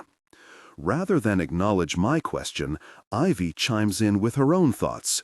She asks me, "Why aren't you going anywhere for Christmas, Jane? Because of your parents being dead?" I nod, still examining the candy canes. Keats glares at Ivy and whispers unpleasantly, "Well, that was pretty insensitive, Ivy. Couldn't you have worded that a little more delicately?" "Don't you have, like, grandparents or something?" Ivy asks me, ignoring him. I nod. "Yeah, I do, But I don't know. I don't really feel like participating in all of the stupid commercialization. Do you know what I mean?" I deliberately pander to Keats' interests. Keats' eyes widen in agreement. He nods passionately. Yeah, don't even get me started. Christmas is the celebration of Jesus' birth, you say? More like the celebration of Walmart. He laughs loudly. Ha ha ha. He shakes his head and repeats, ha ha ha, for emphasis. He then begins to discuss slave labor and the deplorable wages of Walmart employees. Don't even get me started, he says, despite having already started. Don't even get me started. As I begin to tune Keats out again, I turn to check if that teenager is still looking at me. As I turn, I see him quickly look away from me, demonstrating that he had, in fact, still been staring at me. Annoyed by this, I resolve to confront him. "Hey, what do you want?" I shout at him. His face immediately flushes pink. "Oh, hi," he says. I narrow my eyes. "Hi, I think you used to babysit me," he laughs unevenly. "Oh." I open my mouth, suddenly recognizing him as being Timothy Arwal. Once a handsome child, he has evolved into the slender, gawky version of his ugly father. "Timmy," I say, "you've grown." He forces a pained grin, revealing teeth adorned with multicolored metal braces. "Yeah, a bit, yeah." His eyes dart to his feet. I scrutinize his entire person without any restraint. His Superman t-shirt falls from bony shoulders across a hollow chest. He has acne on the sides of his neck and a blonde, puerile mustache athwart his upper lip. He has arms that hang like a chimp's, and the overall lumbering and apprehensive air of a person who recently grew a lot in a short space of time. He shifts his weight from one foot to the other. "Don't tell my parents that I saw you," he says quickly, his rapid mumbling almost impossible to decipher. I chew on the insides of my mouth. I nod. I never talk to them. Yeah, I know that. I guess that was a pretty stupid thing of me to say. I'm sorry." No, I shake my head. I get it. It is weird." His face is now bright red. "I shouldn't have said hi," he says under his breath. "You didn't really," I say, tasting my own blood inside of my mouth. I have gnawed my inner cheeks raw. "You just saw me, and I approached you. We can both just forget about it." "Yeah," he laughs strangely, scratching the back of his neck. "It was nice to see you," I sharply, ending the interaction. "Yeah," he looks at his feet. "Yeah." After he leaves the aisle, I tell Ivy and Keats that I am going to wait for them outside. I then lumber unstably towards the exit. I leave the store overwhelmingly nauseous. I trudge around to the back of the building, attempting to avoid the people in the parking lot and to possibly puke in private. Behind the building, however, I find myself in a quiet neighborhood park. There is a kid doing cartwheels in the snow. Her parents are sitting on a bench and watching her. Both parents are drinking out of takeout coffee cups, and they are holding each other's hands. "Watch me, Mom! Watch me, Dad! Watch me! Watch me! Watch me!" Her father moves his arm to sit on her mother's shoulder. "Watch me!" The mother leans her head to rest on the father's chest. "Watch me!" I feel really angry. Ivy was forced to work at her parents' car wash today. She was quite vocal about not wanting to do this. She referred to going to work as torture. "I hate the car wash," she whined, her head flung back. "It's torture." Though I can certainly commiserate with hating one's work, I find her baseless animosity for her family's lucrative business kind of off-putting and bratty. Perhaps she has some sixth sense, however, and knew that going to work today was a bad idea. This is because during her shift today, she managed to sustain a workplace injury. She got her leg wedged in some car washing apparatus and has injured both her foot and her ankle. Her foot, in particular, is badly cut. "I hate that really car wash," she groans from the couch, twisting her body gawkily in an attempt to ease the pain. "I hate it so much." Keats tries to comfort her by saying pacifyingly, "Maybe you'll get a cool scar." She frowns at him, apparently unconsoled by the prospect of having a long-lasting imperfection on her otherwise perfect foot. "Scars are cool, Ivy," he explains to her. "They add character." Her phone keeps ringing. She looks down at it and groans. "Ugh, it's my mom." She rolls her eyes dramatically, ignoring the call. She keeps asking me how my foot is. Like, oh my God, Mom, it hasn't changed in the past 10 minutes. Keats lifts his t-shirt to unveil a thin scar plowed across his pale, unsightly chest. "I mean, just look at this scar," he exclaims. "I got it falling out of a tree. I used to climb the trees near my parents' house all the time, you know. I got to the very top of a 10-story pine tree once, honest to God, to the very top." Ivy's lifeless, scowling expression suggests that Keats' efforts to comfort her are still failing. "Come on, Jane," he hits the side of my leg. "Show Ivy a cool scar you've got." Though I am aware that this scar-themed show-and-tell is not helping Ivy, I pull my pant legs up to share some scars that I like on my knees. "How'd you get them?" Keats asks, leaning in to get a good look. He, for whatever contemptible reason, has not yet put his shirt back on. "Playing hockey," I lie. "You know, falling on the ice and stuff." "See?" Keats grins at Ivy. "Do you see that, Ivy? I would have never known Jane even played hockey if I hadn't seen those scars. Do you see that?" My parents collected scrap and kept it heaped in our yard. I spent a lot of my time running around that yard, ducking through masses of junk. My dad habitually sat on the back porch, shooting the raccoons that he saw diving behind his scrap piles. While I was playing, I often worried that he might mistake me for a raccoon. This fear elicited a rush of endorphins that exhilarated me and made playing in the yard a lot more exciting. It was clear even then that I would make a promising drug addict. I was wearing pale pink socks that had lace borders around the ankles. The ground was wet, and the soles of my socks were soggy and dirty. High-tension dark romance narration.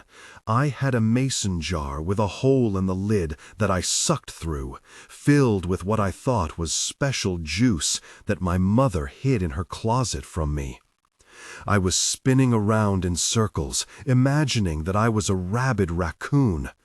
I rubbed dirt into my eye sockets to mimic a raccoon's mask.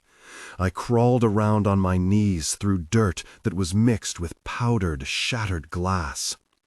In a brief moment of lucidity, I realized that I was badly cut on my knees and face. The pain receptors in my body sent a delayed message to my brain. I was hurt. I ran next door to the Arwell's house to tell them that I needed help. Mrs. Arwell answered the door. She led me by the hand into her kitchen, picked me up, and put me on the kitchen counter. I sat swinging my lacerated legs. She put alcohol and Band-Aids on me and kissed both of my knees. When she was done, she said, "All right, honey, I think you're going to make it." "Hello?" I answer my phone. No one replies. "Hello?" Nothing. It is 1 a.m. and my phone is ringing again. "Hello?" I croak. No one answers. "Who is this?" I grumble, tired. Nothing. I am once again torn from sleep by the irritating buzz of my phone. "Hello?" I hold my breath. To my surprise, someone replies. "Hi." "Who is this?" I ask, sitting up slightly. "Ivy." "Ugh," I exhale, lying back down. "Come to the bar," she petitions me. No thanks," I reply groggily. "Please, come on." "No thanks," I say again, preparing now to hang up. "Come on, I'll buy you a drink." "A drink? Okay then, all right." I enter the booming, muggy bar and immediately begin scanning the area for Ivy. While doing so, I assess the clientele. I resolve that I am not impressed by the bar's population of out-of-it underage girls. Not interested in spending any more time in this establishment than necessary, I shove my way through the crowd of soon-to-be mothers until I find Ivy. She and a bearded man who has a large tattoo of a dog emblazoned forever on his bicep are pirouetting together. When Ivy sees me, she grabs the man's arm and begins dragging him towards me. "Jane, this is Brian," she shouts at me, grinning maniacally. "Who?" "Brian," she repeats. Brian smiles weakly at me. Ivy grins frenziedly at me and then disappears into the hazy crowd like a malevolent necromancer. "So, I'm Brian," Brian shouts into my ear. Ivy had promised to buy me a drink. I accepted her invitation to this bar solely to accept that drink and then to leave. I got out of my comfortable bed, I put on uncomfortable pants, and I walked here. I am realizing now that I was cheated into coming here to meet this man whose name appears to be Brian. Ivy has been possessed to set me up. She is deluded enough to assume that I could feel romantically for a person with a badly drawn dog tattooed to their arm. In reality, I suspect that I am incapable of feeling romantically for any, even normal person. I therefore feel too sullen and betrayed to engage with this Brian, despite his being entirely blameless in this. I do not respond to him when he speaks, and instead cross my arms and stare forwards. "And your name is Jane?" Brian shouts, ejecting his hot breath into my unconsenting ear. I scan the dance floor for Ivy, but can't spot her. After accepting that Ivy is gone, I try to shake Brian off by escaping to the women's washroom. I weave through the crowd until I think that I've lost him. I enter the bathroom, irritated. I walk past the gaggle of girls applying makeup at the mirrors, throw open a stall, and use the top of the toilet roll dispenser and my credit card to crush 2 pills into an ingestible dust. I leave the bathroom and almost crash into Brian, who is standing just outside of the door. He has been waiting for me. I twist my eyebrows at him in an effort to communicate non-verbally how creepy I find his waiting for me. Apparently unable to decrypt my silent facial cues, he smiles at me. "I heard Ivy offer to buy you a drink when she called you," he grins. "I'll get you that drink, okay?" I untwist my eyebrows and nod. Despite my trepidations about Brian's possible intention to poison me, I would like a free drink. "What would you like to drink?" he asks me. "Whatever is cheapest," I shrug, having no real preferences besides a high alcohol content. "So you're a cheap date?" he smiles at me again. I fake friendliness with a smile. "Are we on a date?" I ask. He laughs. "Well, we could be. You're a pretty good-looking girl." I suppress my instinct to cringe. I find almost all forms of flirting intensely embarrassing. "Thanks, I am a pretty cheap date," I circle back to his original question. He orders me a large rum and coke. I take the drink directly from the bartender, position the straw in my mouth, and lean back on the bar. I look into Brian's eyes while moving the straw over my lips. "I'm a really, really easy, cheap date," I say, sucking through the straw and then winking.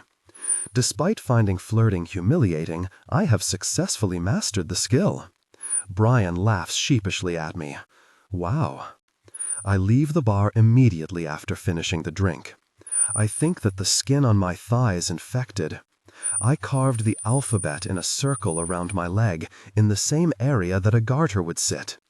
Letters H through P are excreting white blood cells like they're confetti, and it is midnight, New Year's Eve 1999, at a party hosted by the CEO of a confetti plant. "Hello, my name is Chelsea." They hang up. "Hello, my name is Kathleen." They hang up. "Hello, my name is Krista." They hang up. "See I bum a smoke?" Heroin Face asks me in the alley behind the office. I hand her one reluctantly. "Thanks," she takes it and attempts to light it. "I meant to ask you, did you have a good time with those ladybug capsules, baby?" I am uncomfortable with her calling me baby, as I am neither an infant nor romantically involved with her. Despite my discomfort, I reply, yes, I did, thank you, because I am respectful of those with substance dependencies, and because I am inclined to demonstrate particular reverence for those who distribute such substances to me. You're a party girl, eh? She rolls her thin lips back, revealing teeth that remind me of buttered popcorn. I tut. Yeah, I guess, sure. "Want to come to a party tonight with me then, baby?" She grins demonically. I am yet again troubled by my new pet name. I did, however, enjoy the ladybug pills, and to decline an invitation to potentially consume more would feel imprudent. "Is it a ladybug party?" I investigate with caution. "It can be," she nods. I shrug. "Yeah, sure." Heroin Face lives in a wood-paneled basement. If she ever moves out, I would wager that her landlord will not be returning her security deposit. Her drug use, coupled with her ownership of what must be a small herd of cats, has been hard on this quaint bachelor. Perhaps I am being overly critical. Perhaps the accommodation was in disrepair when she moved in.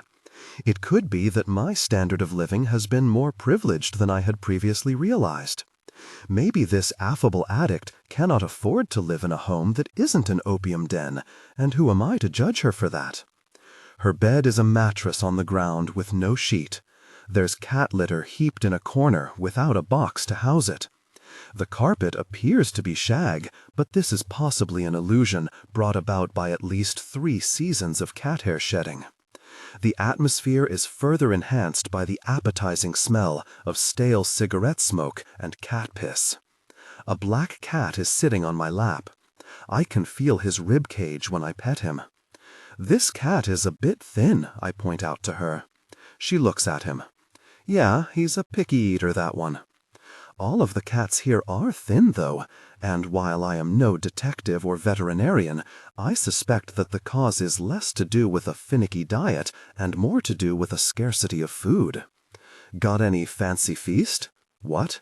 Do you have a can of tuna or something?" "Nah, I got a grocery shop," she says. The emaciated cat nuzzles his sad head on my jaw. "Can you get a glass of water or something?" she offers me warmly. No. I reject her offer without sensitivity, as I am both nauseated by the prospect of drinking from one her grimy cups and bothered by her treatment of this dying, amiable cat. "When's the party?" I ask. "Well, make it," she winks at me. "Well, make it?" I repeat, confused. "Where are the ladybugs?" "Hold your horses," she says. "You gotta meet Donnie first." "Who's Donnie?" "Donnie's got the ladybugs. He's got all sorts of bugs." She winks at me once again and laughs. I laugh along uncomfortably with her, even though Donnie's collection of bugs sounds less endearing than it does catching. As it turns out, my acceptance of the heroin addict's invitation to party may have been a case of poor judgment. Donnie has arrived home. He is the oily archetype of a mob boss. "Who's this?"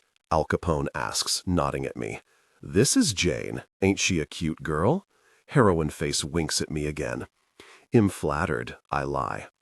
Donnie looks at me as though he is inspecting a portion of decaying salami. "Yeah, she's all right," he grunts. "Oh, stop!" I wave my hand, feeling mildly slighted. "Why doesn't the oily man like me?" "What's she doing here anyways?" he asks gutturally. "She's into beetles, baby," says Heroin Face. "She into payin' for beetles?" Donnie asks, still staring at me. "I can pay for the pills," I interpose. The night passed, leaving a profound impact. I leave the wood-paneled cat necropolis and enter the wide-open space that is the outdoors. Upon exiting, I spot a lone brick on the curb. I grab it, and I use it to prop Haley's door open. "Be free, cats," I whisper down the staircase. "Escape to the wide-open space that is the outdoors." The bus I am riding on must be on its way to a garbage convention. Never before has a more rancid assemblage of people congregated. I am, at this moment, privy to a momentous moment in the history of human smell. My name will probably be memorized by future students preparing to answer this frequently asked exam question. Who demonstrated a supernatural ability to remain conscious on the most disgusting vehicle to ever disturb our debauched world? For extra credit, responses to this question should note my impressively high drug tolerance. I have received 7 missed calls, and my phone is buzzing yet again. I feel like I was hit by a garbage truck and then thrown into the back of it, one with the rotten banana peels. I am trash. Because all of the seats on the bus have been taken, I am being forced to stand. I am tempted to ball my sweater up and stuff it into my shirt so that I can pretend that I am pregnant and demand priority seating. My sympathies go out to the bus driver, who is either having a seizure or has just been electrocuted. These are the only reasons I can perceive for his erratic and unpredictable use of the brakes. I keep losing my footing and falling into the woman in front of me, who might not even be a woman at all. She might very well actually be a mass of decaying compost detained inside a human-shaped bag, considering her capacity for movement or reaction. My phone is buzzing again. Worried that it is my probation counselor, I decide to answer it. I am now balancing with one hand gripping the bus pole and one hand holding my phone up to my ear. "Hello," I say, uneasily, unable to mask the sound of discontent in my voice. Someone was touching the back of my thigh, and the persistent contact made me increasingly uncomfortable. "Get really off of me," I bark at the bus pervert. "Excuse me?" says the man on the other end of the phone. "Not you, sorry." "Where are you?" the man on the phone asks me. "I am in my living room," I lie. "Good." Then, without any warning, he hangs up on me. "You have been duped, stranger on the phone. I am not in my living room at all. I am in the dissolute netherworlds of public transportation. I am the single clean thread in the unhygienic tapestry that is this very difficult toilet of a bus." "Thank God you're home," Keats exhales as soon as I walk through the door. "Yeah," I breathe, dropping my bag and coat at my feet. Even though my journey home was wrought with unspeakable turmoil, I have reached my final destination reasonably unscathed. "Shut the door, Keats shouts at me. I shut the door. "What really happened to you?" he asks, eyeing me up and down. "You look like you were mugged." "Thank you," I glare at him. "Anyways, look." He gestures towards a folded piece of paper sitting on the coffee table. "Look at that," he exclaims again. Depressed by the atrocities that I have managed to live through today, I cannot even simulate interest in Keats. "Just take a look at it," he demands again. I scowl at him. "Look," he screams, picking up the piece of paper and forcing it into my field of vision. The paper says, "Hello, Jane." "Hi, Keats," I squint at him, confused. "It's not from me, Jane. Come on. It was shoved under our door." I take the paper from his hand and examine it. "Who do you think it's from?" he asks me. It's probably from my cousin from Illinois." I lie. I have no family in Illinois. "Look at it, Jane. Will you look at it? It doesn't even have a stamp on it, or any other postal markings." "Oh," I turn the note over, examining it further. "That is kind of strange." "Yeah," he nods frantically. "It is strange. It means that whoever it's from had to come right to our apartment, right to our door." I, too, am capable of summarizing the current situation, Keats. Thank you for your briefing, though. He opens his mouth and straightens his head. "Now is not the time for your sarcasm, Jane." I laugh a little too loudly. "It's not funny. This is threatening. What are we going to do?" He is yelling now. "Who would do this to us?" "Calm down," I groan. "This could be a stalker, Jane. This could be someone monitoring our apartment. This could be the police." "I highly doubt that it's the police," I mutter, turning the paper over. "Do you have any angry ex-boyfriends or anything?" he asks me desperately. "Is there anybody out in the world who would want to harm you?" "I'm sure it's nothing." I ignore the question. "Aren't you alarmed by this?" He's shouting now. "Aren't you?" The truth is that I am moderately troubled by this note. However, I find that exuding distress rarely makes undesirable situations any better. My experiences suggest that it is best to fake composure even when you feel fear. What are you going to do? Keats probes, his desperate eyes eager. I'm going to nap, Keats. Hello, my name is Patty. I am calling on behalf of... They hang up. Hello, my name is Courtney. I am calling on behalf of Crippler. They hang up. Hello, my name is Stevie. I am calling on behalf of Crippler Inc. They hang up. Hello, my name is Bridget. I am calling on behalf of Crippler Incorporated. Today we are conducting a survey on feline diabetes. Do you or any member of your household own a cat? Hello there. Yes, I do actually. I've got 2 lovely cats living over here with me. Great. What are their ages? Oh, let's see. Well, I'd say that they're both about 4 years old now. Okay, great. Do they have any health problems? Oh no, they are both in pretty good shape actually. The woman answers me, sounding chipper. What about you, dear? Do you have any cats? Me? I respond. Oh, yeah, I have one. I lie. Oh, yeah, what's he like? It's a she, I correct her assumptions about my imaginary cat's gender. She's white and brown with short fur. She's very friendly. Her name is Lou. You got kids? The woman asks. How does Lou get along with your kids? I do, I lie. I have one son. They get along well enough. What about you? Do you have any kids? Me. Oh, well, my kids are all grown up now. Oh, I say. It's nice to get a phone call once in a while, the woman says. Frank and I are standing in line waiting to buy lunch. What will you get? Frank asks me. A piece of cake, I answer him. After ordering his food, he tells the cashier, and I'll be getting this girl a piece of cake. Oh, Jesus, no, Frank, that's okay, I say, trying to stop him. He hands the cashier his money before I can intercept. I then sit in the cafeteria shamefully, dodging the judgmental glances that the lunch ladies shoot me for letting a disabled man pay for my food. After one of the customary lulls during a phone conversation with Ivy, she asks me, "When was your first period?" I grimace. I don't know. Why? I don't know. I just find it interesting to know. How old were you? I am concerned about the things that you find interesting. Well, I was 9, she says sharply, apparently offended by my reaction to her poorly selected topic. Silence. Me too, I say, just to fill the horrible quiet. That's pretty young. Yeah, I guess. I was really 13. Tell me the story of how you got it, she requests. I yawn. No. Okay, fine. Well, I was in gym class. I had to tell my gym teacher. Can you believe that? She gave me a pad. It was one of those pads that are made for women after they have had babies, I swear.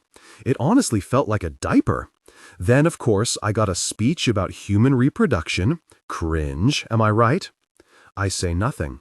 Your turn, she sings. I don't remember.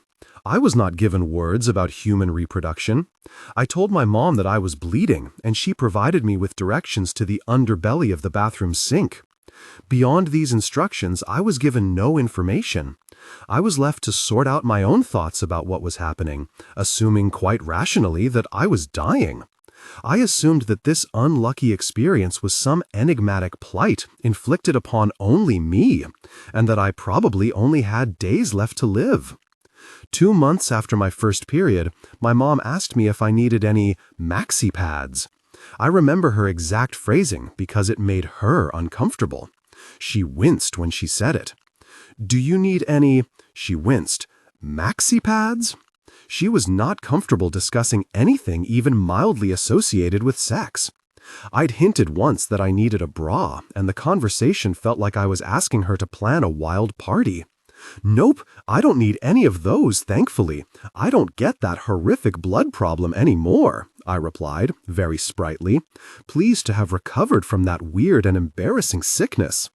Confused by this response, she squinted at me. Maybe we should go to the doctor to see if your body is screwed up or something, she said.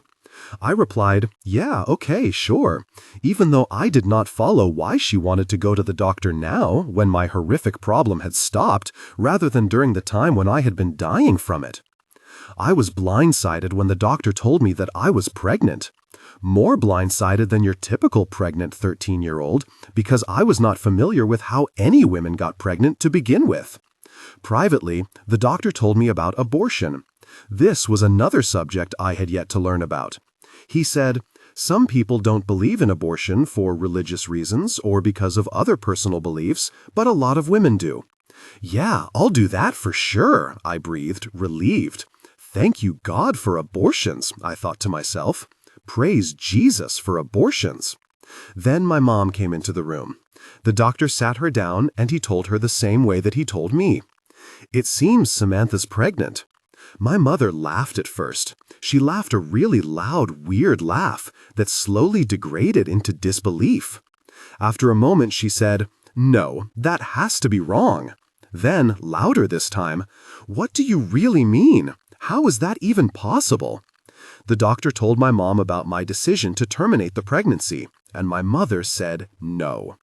The relief I felt upon hearing about abortion dissipated, and my horror was reborn. "Why not, Mom?" I whined like I would whine when she wouldn't buy me the chocolate bar I wanted at the grocery checkout. "Please." "Don't even speak to me," she said, without looking at me. So, just as I had been denied chocolate, I wasn't allowed an abortion. "How did you even get pregnant?" she asked me in the car after a long period of silence. She still wasn't looking at me. Not familiar with how anyone got pregnant, I answered truthfully, "I have no idea." She jeered, "You are a really difficult child. A really difficult child. A really difficult child." We got home, and I ran up the staircase into my bedroom, like I always did when I was in trouble. I sat cross-legged against my closed door. I pressed my ear up to the crack around the doorframe, listening to my parents discussing my punishment. My mother told my father repeatedly that I was a really difficult child. "That unwanted baby is going up for adoption, I'll tell you that much. She's lucky we don't put her up for adoption. Really difficult child. Really difficult child." I got pregnant enough to show, before I woke up covered in blood, with sharp, stabbing pains in my abdomen. My mom didn't take me to the hospital for hours. "Did you do this?" she asked me, looking at me in the face for the first time since the doctor's appointment. I didn't understand what she was asking her. She threw my closet door open and started violently pulling clothes hangers out. There was a dress on the ground of my closet. It had slipped off a hanger. She picked it up. "Where's the hanger for this dress, Samantha?" I had no idea why we were talking about hangers. I was covered in blood, and I was upset that she was yelling at me, so I started to cry. She interpreted that as some sort of admission of guilt and slapped me. "What devil is in you?" she screamed, as loudly as she was capable of screaming. "I don't know," I screamed as loudly I could back at her. I am once again throwing a blood party for myself and the bathtub. I am letting the water run for longer than I should. It is starting to spill over the acrylic perimeter of the tub. I am cutting planet shapes into my thighs and onto my stomach. Hello, I am a solar system. I am calling on behalf of the universe. Today we are conducting a survey on moons and asteroids. Do you or any member of your family believe in aliens? They hang up. Today I'm conducting a survey on feline. Stop calling me, you insufferable person. Hero and Face and I are smoking. Unhappy to be alone in her presence, I have been imagining that she isn't here. I have not looked at or spoken to her since stepping outside. "Are you in the market for anything?" she asks me in a hushed voice after 2 minutes of silence. I scowl. "What do you mean? In the market for what?" She looks around before reaching into her pocket and pulling out a small clear bag full of white dust. "Yeah, I'm in the market for that," I say, extending my arm. "You got him. I rock queasily from one foot to the other. "Anybody missing?" he asks again, and again no one answers. "Okay," he says, adjusting his position in his chair. "Okay," he repeats. "It has come to our attention." He pauses, scanning the room to ensure that he has made eye contact with every single unfortunate inhabitant of the room. that there has been some drug usage as well as some drug dealing happening here at our very office. A murmuring starts up in the assembled crowd. I squeeze the plastic bag in my pocket tightly in my hand. Now, he continues, this is clearly unacceptable. Clearly, he says pointedly, this will not be tolerated. Heroine Face is sitting in a chair in front of me. I can't see her face, but I can see her fidgeting conspicuously. I try to ignore her, but am overwhelmed with exasperation at her incapacity to remain cool under pressure. I clench my back teeth together. If anyone here has any information about any of this, please come to me. Rick looks into all of our eyes again. Increasing the volume of his voice, he tells us, anyone found being associated with this problem will be immediately terminated. Still clenching the plastic bag, I communicate my guiltlessness and non-involvement by pulling my features into what I hope is an angelic and slightly confused expression. Now, Rick folds his hands. We're going to be coming to your desks following this meeting. Again, he looks into all our eyes individually, and we are going to be searching your belongings. Heroine Face is fidgeting so much now that I pray she is actually having a seizure or some other emergency that could account for her unmistakably guilt-ridden demeanor. When we are excused from the meeting, some people walk suspiciously quickly to their desks. I walk to mine slowly, aware that the conspicuous sprinters are going to be searched first. When I arrive at my desk, I put my hand calmly back in my pocket and roll the plastic bag into a thin cylinder. I pick a pen from my desk, remove its innards, and carefully slide the rolled plastic bag inside. I put the pen back down in front of me and sit patiently. When it is my turn to be searched, Rick combs through my desk. He asks me to remove my shoes and opens my bag without asking. He even opens my packet of cigarettes and checks inside. "Are you involved in this?" he asks me quietly. "No, sir," I reply compliantly, as he shuffles through the papers on my desk and picks up the drug-pregnant pen. "You sure?" he says, still holding the pen. "I'm positive," I reply. "All right." He puts the pen down and moves on to the next desk. "Hello, this is Lark. I am calling on behalf of—" "Oh, let me guess. Are you calling on behalf of Crippler Incorporated?" The furious man interrupts me, already shrieking. "The perverted institute of repeatedly pestering guiltless citizens in their homes?" "We are a market research institute, actually," I correct him. "And what precisely are you researching the market for?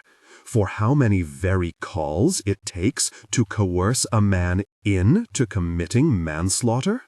"Manslaughter is accidental," I counter, then press on quickly. "Today we are conducting a survey on feline diabetes." "Oh, I could make it look accidental." "Do you or any member of your household own a cat?" "Hello, my name is Bianca. I am calling on behalf of—" They hang up.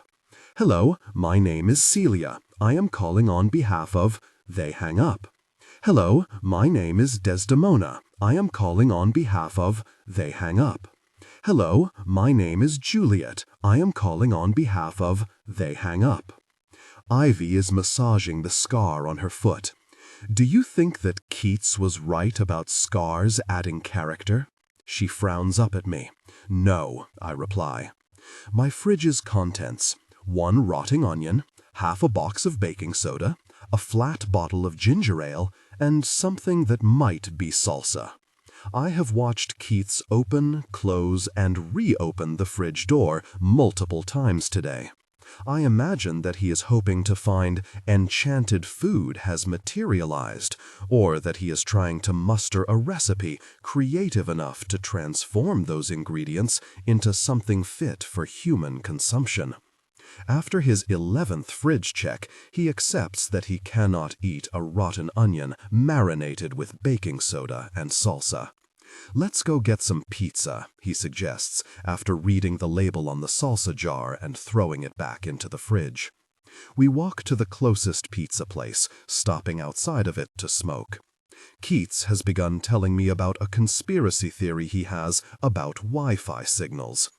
If you're in range of a Wi-Fi signal, you can bet your bottom dollar that you're being tracked. I look through the glass window of the pizza restaurant, tuning him out. Inside the restaurant, I see Frank eating pizza alone.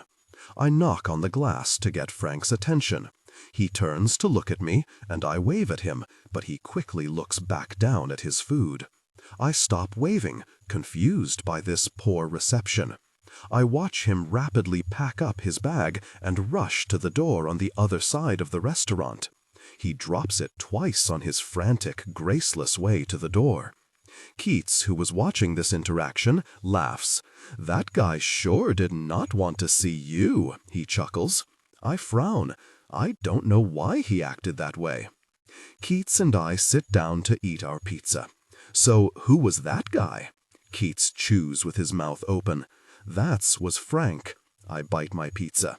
"He's a guy I work with." "What's wrong with him?" "What do you mean? Like, what's his problem?" "I don't know." I shrug. "That's pretty weird behavior." Keats bites into a slice. "Hey, do you think maybe he's following you around? Do you think he wrote you that note?" "What? No way." I shake my head. "People who act suspiciously are up to gosh, Jane," Keats explains. "If someone behaves oddly, you can bet it's for a reason." "Hello, my name is Helen." They hang up. "Hello, my name is Frida." They hang up.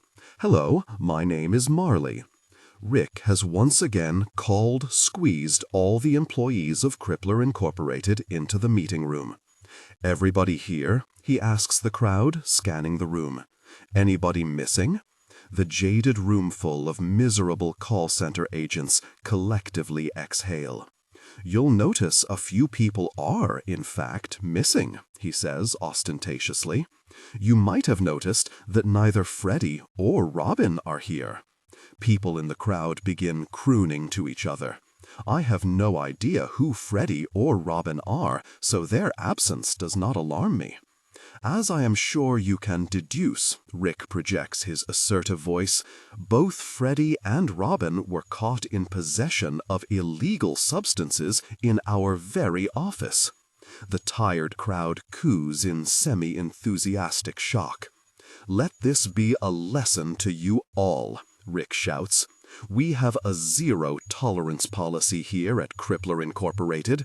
If you are found trying to pull the same crap as Freddie or Robin, you too will be fired."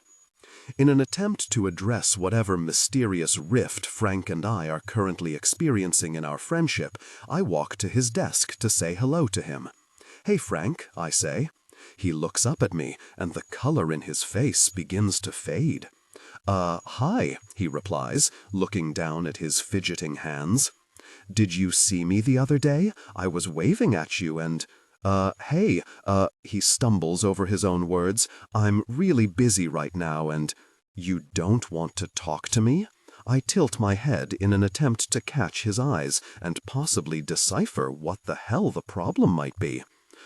He avoids my eyes. "Not right now, no." I look into his pale, flustered face and say, "Okay," before leaving him alone. "Hello? Don't you dare. This is Jane calling.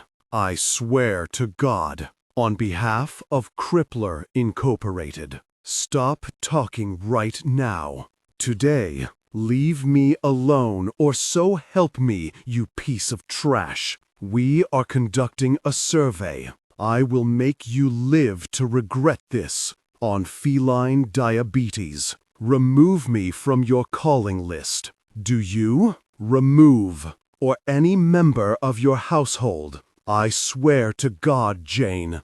Own a cat?" Keats is writhing on the couch, moaning. Today, his paranoia has driven him to believe that Ivy is cheating on him. She thinks I'm an idiot, he says, scanning through their text messages. He then relays a section of their recent conversation that he found particularly suspicious. She said, "You looked nice today." Unsure of why that remark would upset him, I squint. "Look at me," he wails, gesturing to the infant-sized coffee stain on the chest of his shirt. "I look like absolute gosh today." I laugh a little. Maybe she thinks that you look nice regardless. I think she meant to send that to someone else. He glares at his phone. After a moment of silence, wherein I assumed that we had completed our exchange about Ivy's suspected infidelity, Keats whines, "She's being intimate with someone else." He then rolls onto his side, clutching his stomach. "No, she is not." I watch him pathetically pulling fistfuls of his own hair out. "Don't patronize me, Jane," he says, almost in tears. "Don't pretend like you don't know it too." I say nothing. He closes his eyes for a moment, grimacing. "You and Ivy are both shady," he shouts abruptly. I snort. "Pardon me? Why have I been dragged into this? I don't trust either of you." He slaps a cup off the table. "I don't trust either of you as far as I can throw you. You're both secretive and manipulative." "Hello, my name is Marcy. I am calling on behalf of—" They hang up. "Hello, my name is Lucy. I am calling on behalf of—" They hang up. "Hello, my name is Sally. I am calling on behalf of—" They hang up. "Hello, my name is Peppermint. I am calling on behalf of—" "Your name is Peppermint?" "Yes, hello. I am calling on behalf of Crippler Incorporated. Today we are conducting—" "Were your parents aware that they were naming you after a fragrant plant?" I pause. "There are actually quite a number of well-received fragrant plant names, sir. Rose, for example, Daisy." "What is it that you want, Peppermint?" "I'm conducting a survey." "On stripper names?" "Peppermint is the name of a cartoon child in the Peanuts comics," I explain.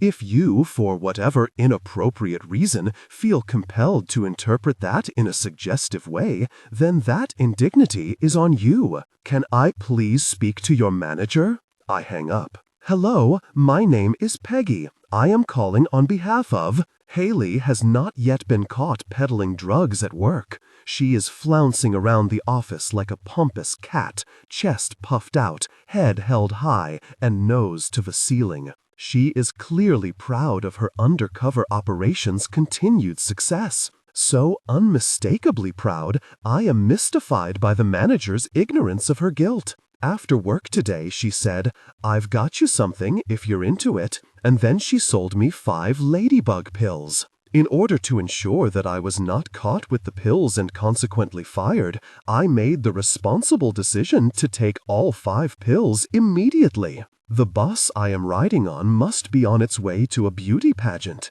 Never has a more attractive assemblage of people ever congregated on public transport. I wore a blue baby's shirt with a picture of a frog on it, I tell the man sitting next to me. He grins. "That sounds cute. If you, for whatever inappropriate reason, feel compelled to interpret that in a suggestive way, then that indignity is on you." He laughs. "I had a mason jar with a hole in the lid that I sucked through, filled with what I thought was juice. Was it alcohol? Are you drunk?" He keeps grinning at me.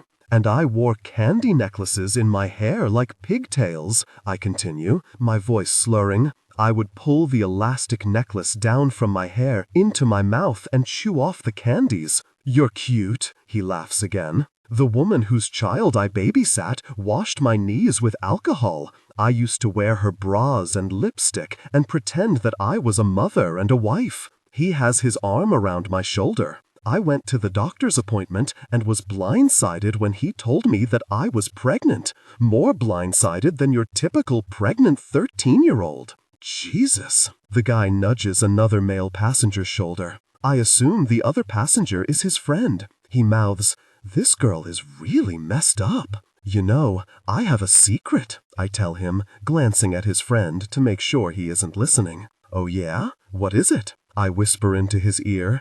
I am not that small a girl. My bus friend is holding my arms above my head and spinning me around. The streetlights are all circling with me. The stars and the moon are dizzy too. Have you been drinking? He asks me, while he bends me backwards over his knee.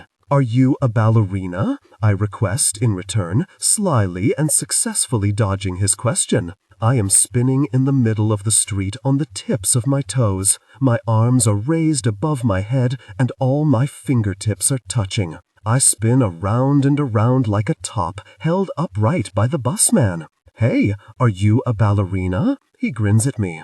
Heroin face is hovering around my desk like a peckish seagull. How did you like those ladybugs, baby? She asks me quietly, picking up my empty mug and sniffing it. I have a headache. Do you think they have any effect when taken with the morning after pill? I ask her. She looks at me blankly for a minute before letting out a loud, short laugh. I don't know, baby, she cackles. Sounds like you did have a good time, though, eh? I did not have a good time. Whose number is this? She gestures towards the post-it note stuck to my computer. I cannot muster the energy required to respond. Why is this number sticking to your computer? She repeats. Is it your boyfriend's number? Frank's head slowly peeks over our shared cubicle wall. That's the number of a guy that I called once to interview, he tells her quietly. Frank's hasn't spoken to me for a few days, so I try to catch his eye and smile at him in an effort to mend whatever issue he has with me. She unsticks the note to examine my artwork more closely. Why would Jane save the number of a guy who you interviewed? Frank looks into my eyes and then quickly looks away. 'Cause, he begins, looking pained. 'Cause the guy called me a mongoloid and a retard. He called you a retard? She turns to me.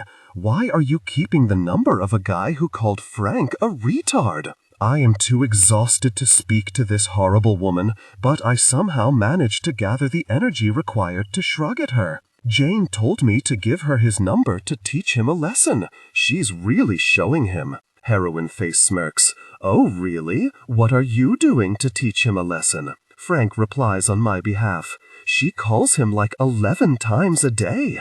How is everything? My probation counselor asks perkily. Everything's great, thank you. No relapses? Any angry thoughts? Nope, none. Still eating kale? What? Kale, she says again. You were raving about kale. Oh, I tilt my head backwards. Yes, of course, kale. I still can't get enough of it. What are you on probation for, anyways? Keats asks me while passing me a large pink bong. Well, do you remember that stock market crisis of 2004? I reply, positioning the barrel to my mouth. My parents were associated with what's called the YI component, which, as I am sure you know, played a major role in the downsizing of a number of really prominent Fortune 500 companies. I doubt I need to name them. I took responsibility for something I shouldn't have, and managed to land myself in a small detention center. I got out a little early for good behavior, thankfully.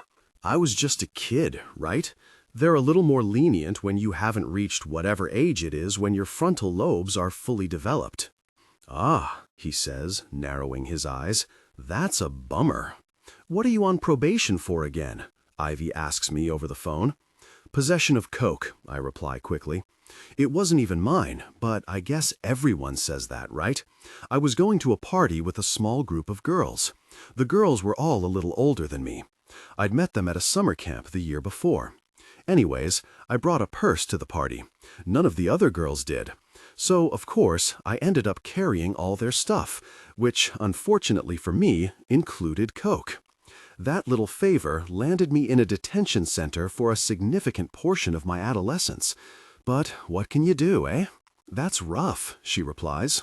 Hello, my name is Marge. I am calling on behalf of... They hang up. Hello, my name is Lisa. I am calling on behalf of Crippler Incorporated. Today, they hang up. Hello, my name is Maud.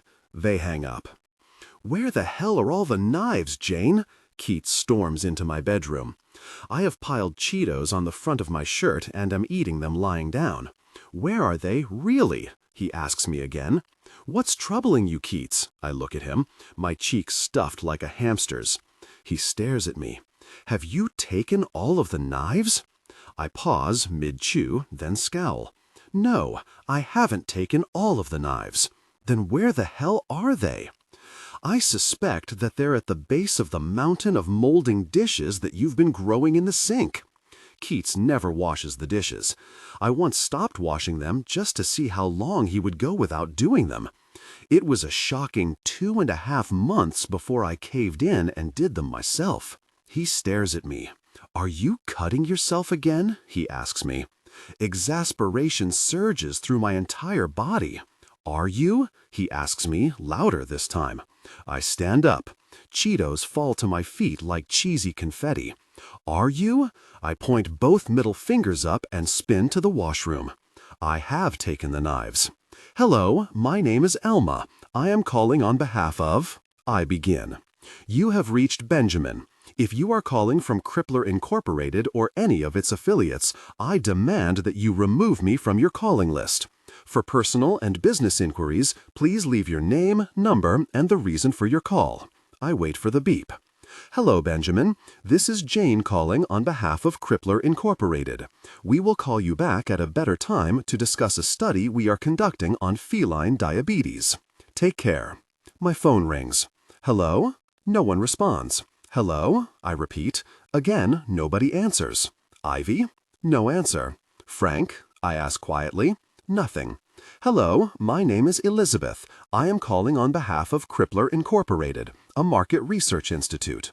Today, we are conducting a survey on feline diabetes. Do you or any member of your household own a cat?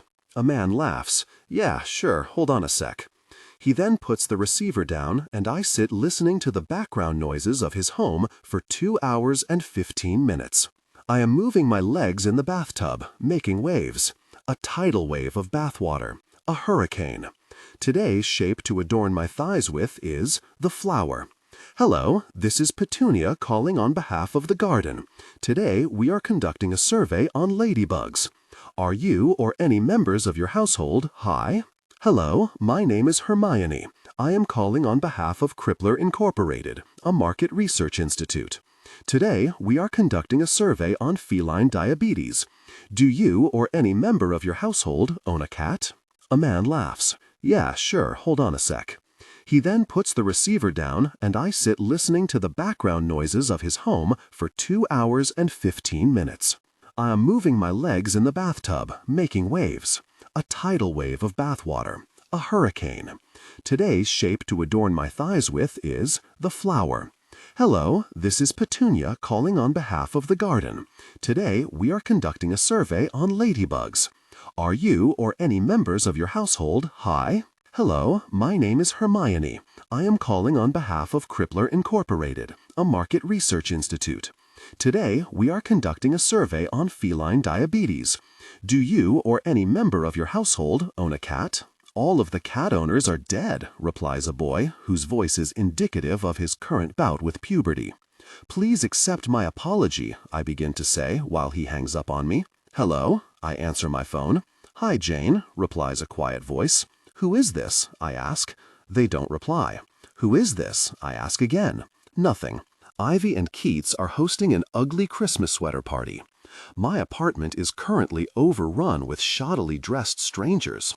The only infestation more trying than rats is an infestation of people wearing sweaters that light up and play jingle bells. One guest is sporting a sweater that is not ugly at all. She saw her opportunity to look better than all her friends, and she took it. She stands out against the homely crowd like the Star of Bethlehem. That's a beautiful sweater, I say to her under my breath when she passes me.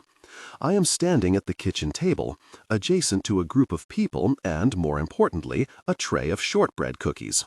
While I gnaw the limbs off of Pastry Angel, Ivy asks me, "Hey, how was your probation meeting?" Everyone looks round at me.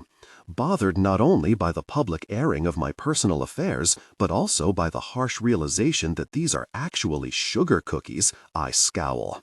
"It was fine, Ivy. How was your recent abortion? She snorts boisterously. Oh my God, you're hilarious, Jane. I spend the rest of the evening discussing my police record with total strangers. What are you on probation for? I got caught with weed once. What are you on probation for? Shoplifting. What are you on probation for? Drunk driving. What are you on probation for? Underage drinking. What are you on probation for? I brought a gun to school. What are you on probation for? Killing everyone at a Christmas party. Ivy invited Brian to the party. I have noticed him staring at me when he thinks I'm not looking. Every time I see him approaching me, I move rooms. After I have devoted an adequate amount of time attempting to converse with the unwelcome herd, I leave the party to find refuge in my bedroom. Upon entering my would-be safe haven, however, I discover that it has been infiltrated. There are 3 girls sitting on my bed and snorting coke off one of my books. Hey, knock, a girl with a pierced nose shouts at me. This is my room. I lock eyes with her. Her nose is pierced with a loop in the columella, in a sort of bovine fashion. She laughs girlishly. Oh, I'm so sorry. I didn't realize. Do want some snow? Snow? Yeah, girl, we're just trying to stick with the holiday theme, she giggles. Got a problem? She then hands me my own collection of fairy tales, which they have been using as a sort of platter. White dust forms a thick line down the middle of Cinderella's cheerful grinning face. I position a rolled $50 bill in my nostril. Someone knocks on the door. We ignore it. The person knocks again and then enters uninvited. It's Brian. He looks at me wiping my nose and frowns. Don't get into that, Jane. Into what? You don't need to do this, gosh, do you? I shrug. I don't need to do anything. Why don't you come hang out with me then? I'm too busy. Is this your room? He begins looking around. One of the girls interrupts Brian, saying, Coke makes me feel so gay. Do any of you girls feel that way? I laugh really loudly. Maybe you're just actually gay. Brian squeezes in next to me. So, do you read a lot? He asks, nodding towards the books beside my bed. I ignore him and turn to the girl who said she felt gay. Tension broke. We gave in to desire, connecting deeply. Hi-ho, sailor, sail me away. Hours have passed. I am now sitting on the couch in the living room, and Brian is standing at the apartment door, preparing to leave. Bye, Jane, he says before walking through the door. Hello, my name is Myra. They hang up. Hello, my name is Carla. They hang up. Hello, my name is Beverly. They hang up. Hello, my name is Caverly. They hang up. Hello, my name is Delilah. I am calling on behalf of... It's Christmas Eve, jerk. Hello, my name is Hagar. It's Christmas Eve, jerk. Hello, my name is Jezebel. It's Christmas Eve, deadbeat. Hello, my name is Ruth. It's Christmas Eve, jerk. Hello, my name is Mary. It's Christmas Eve, really difficult person. Ivy and Keats were sharing a moment of intense intimacy. The paper-thin wall was proving ineffective as a sound barrier. I wondered if, in fact, it was somehow amplifying the sound. I keep moaning, Jesus Christ. There are ladybugs crawling all over my bed. My hair has ladybugs in it. I can feel ladybugs crawling between my toes. They are making ladybug homes in my shoes. I can hear them talking about ladybug politics. I keep moaning, Jesus Christ.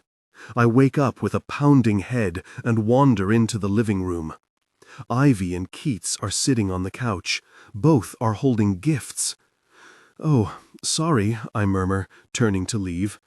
No, no, stay, Ivy insists. No, I reply. Stay, Keats demands. Fine, I reply, feeling too queasy to argue further. Keats unwraps his present from Ivy first. To my intense distaste, it is black lingerie. Presumably Ivy will be the one wearing it, but who knows? Not me, and I don't want to either. I look away. No, really, I'd prefer to leave. I begin to stand up. Ivy shushes me. Don't be a prude.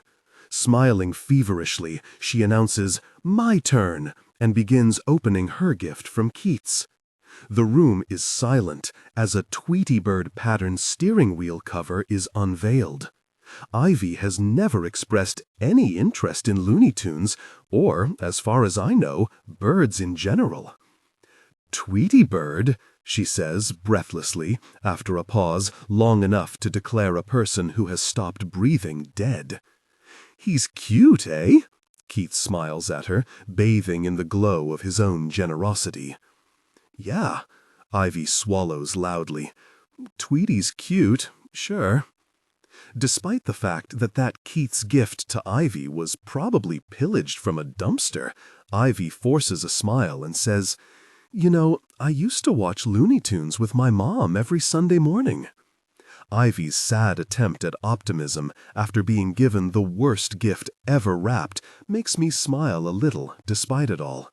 "Oh yeah? Me too," I lie. "Really?" She grins at me. "That's a nice memory to have of your mom, eh?" I nod. "Tell me more about your mom," she probes, putting her new piece of garbage carefully down. "All right," I nod.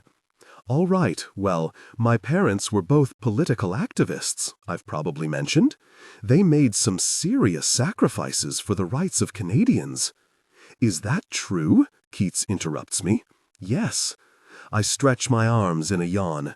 "But you take a serious risk when you get involved in that kind of thing. To this day, I still believe their politics influenced why they died." "I thought they died of a disease?" Keats interrupts me again. I nod. "Yeah, well, when you work as much as they did, it has an impact on your immune system." My phone is ringing. "Hello? Hi, Jane. Who is this? Hi, Jane. Hi, who's calling? Hello, Jane." I hang up. Keats, Ivy, and I are lying on the living room floor drinking eggnog from coffee mugs. My mug has 2 ladybug pills dissolved in it. "What did your family do for Christmas when you were a kid?" Ivy asks me. "Did your dad dress up like Santa or anything?" I shake my head. "No." "My family always makes a float for the city's parade," she says. "A car wash float. Can you believe that? It's so embarrassing. They make me ride on it." "My family carols," Keats interjects. "They really carol." Ivy rolls onto her stomach. "What was your favorite Christmas present that you ever got?" "Mine was my Easy Bake Oven. Easily." Keats replies quickly, "A red, child-sized convertible." I say nothing. "What about you, Jane?" Ivy asks. "I don't remember." I sip from my mug. "We put more rum in our drinks than eggnog, and my face feels hot." "Come on," Keats nods at me. "Open up a little. It's Christmas. What was your favorite present?" "I never got presents," I admit. "Why not?" I frowns. I shrug. "Hello, my name is Darlene. I am calling on behalf of... Is this Jane?" "Yes, hello." "Listen," the man growls under his breath. "I want you to use your ears, Jane. Your ears are those 2 pieces of flesh attached to the sides of your presumably very thick head, okay, Jane? I want my number removed from your satanic calling list, okay? I want to be removed for good. Do you hear me right now?" "We don't have a calling list, sir." "No, now you're not listening to me, Jane. I said remove me from your calling list." "We don't have a calling list." "Remove me from your calling list." "Sir," I say coolly. "What?" he says, now panting. "We don't have a calling list. I am going to find out where you live, Jane. Mark my words. I am going to bother you in your own very God-forsaken home. You will regret ever calling me. You can mark my words." He slams his phone down. "Hello, this is Jane calling." "Stop it." "Look who I brought over," Ivy announces jauntily as she enters the apartment with Brian. Brian waves. Keats acknowledges Brian's presence by forming gun shapes with his hands and shooting at him. I acknowledge his presence by frowning. Why Ivy feels this compulsion to force Brian and me together bewilders me.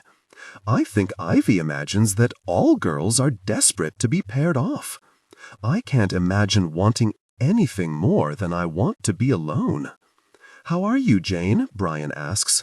I'm good, I say without looking at him. How are you? I'm good too, thank you. He sits down on the couch beside me. His weight pulls me towards the center of the couch.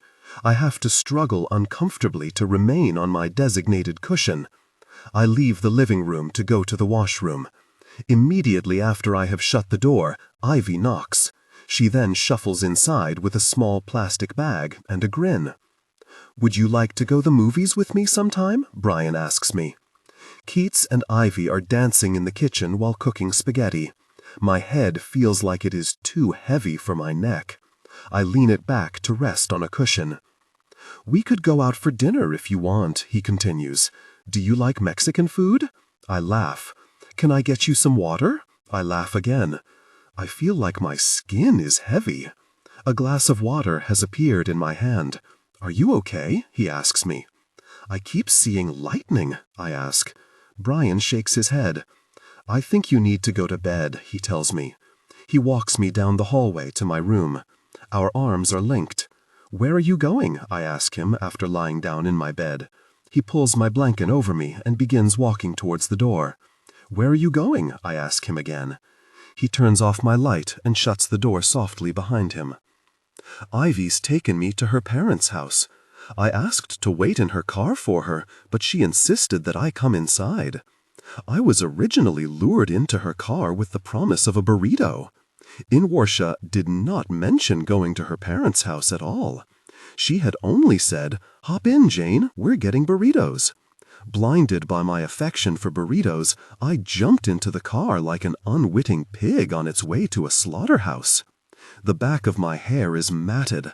I have misbuttoned my flannel shirt, so it is clutching gawkily at parts of my torso and hanging loosely from others. There are gaps between buttons, revealing segments of bare skin. I stand out against this wholesome family backdrop like a disheveled homeless woman. Ivy is in the next room, packing an overnight bag to bring back to our apartment. I got a glimpse of the bag that she's using, and I noted that it would also be convenient as luggage for a person taking a transatlantic flight, or a murderer transporting a body. I am standing in the living room, staring at a brown and decomposing Christmas tree, and trying to ease my growing concern that one of Ivy's family is going to come home early, see me, and based on my appearance, that I am here to rob them. I am mentally reciting what I will say if this transpires. Hello, please stay calm. I'm Ivy's friend. I only look like this because I have just been robbed. Apart from the dead tree, Ivy's house is a beautiful suburban family home. It exists in the same universe as commercials for gourmet cat food. Wooden floors and white walls and real sunflowers in glass vases. The faint, lingering smell of decades of home-baked cookies has bled into the clean, tall walls. The house is overrun with hundreds of family photos. Child Ivy grins at me from all angles. In one photo, she has pudding smudged all over her healthy baby cheeks. She and her happy sisters smile at me from the beach. They are wearing neon one-piece bathing suits, standing proudly next to the small, crumbling sandcastles they have made. There is also a whole row of professional family photos staring at me. Each picture shows everyone in this idyllic family growing and aging year by year. There are hundreds of snapshots of smiling, happy little girls and happy, proud parents. They are watching me, looking at them, smiling away. I amble around the house, following the photos, until I reach a white bathroom. I go inside and shut the door. Behind the bathroom mirror, I find expired Ambien and fresh Prozac. In front of it, I find that no one who has crossed paths with me today has had the decorum to mention that I have a very conspicuous blue pen mark drawn across my cheek. "Did you steal some pills from Ivy's house today?" Keats confronts me in the living room. "What?" I look up from my book. Did you steal some pills from Ivy's house? He asks me again, now crossing his arms. Did Ivy say that I did? She said she wondered if you had. She's too afraid to accuse you in case it offends you. It does offend me. I look back down at my book. Be honest. Did you do it? Of course I didn't, Keats. Who do you think I am? Hello, my name is Bonnie Parker. They hang up. Hello, my name is Maud Barker. They hang up. Hello, my name is Jane.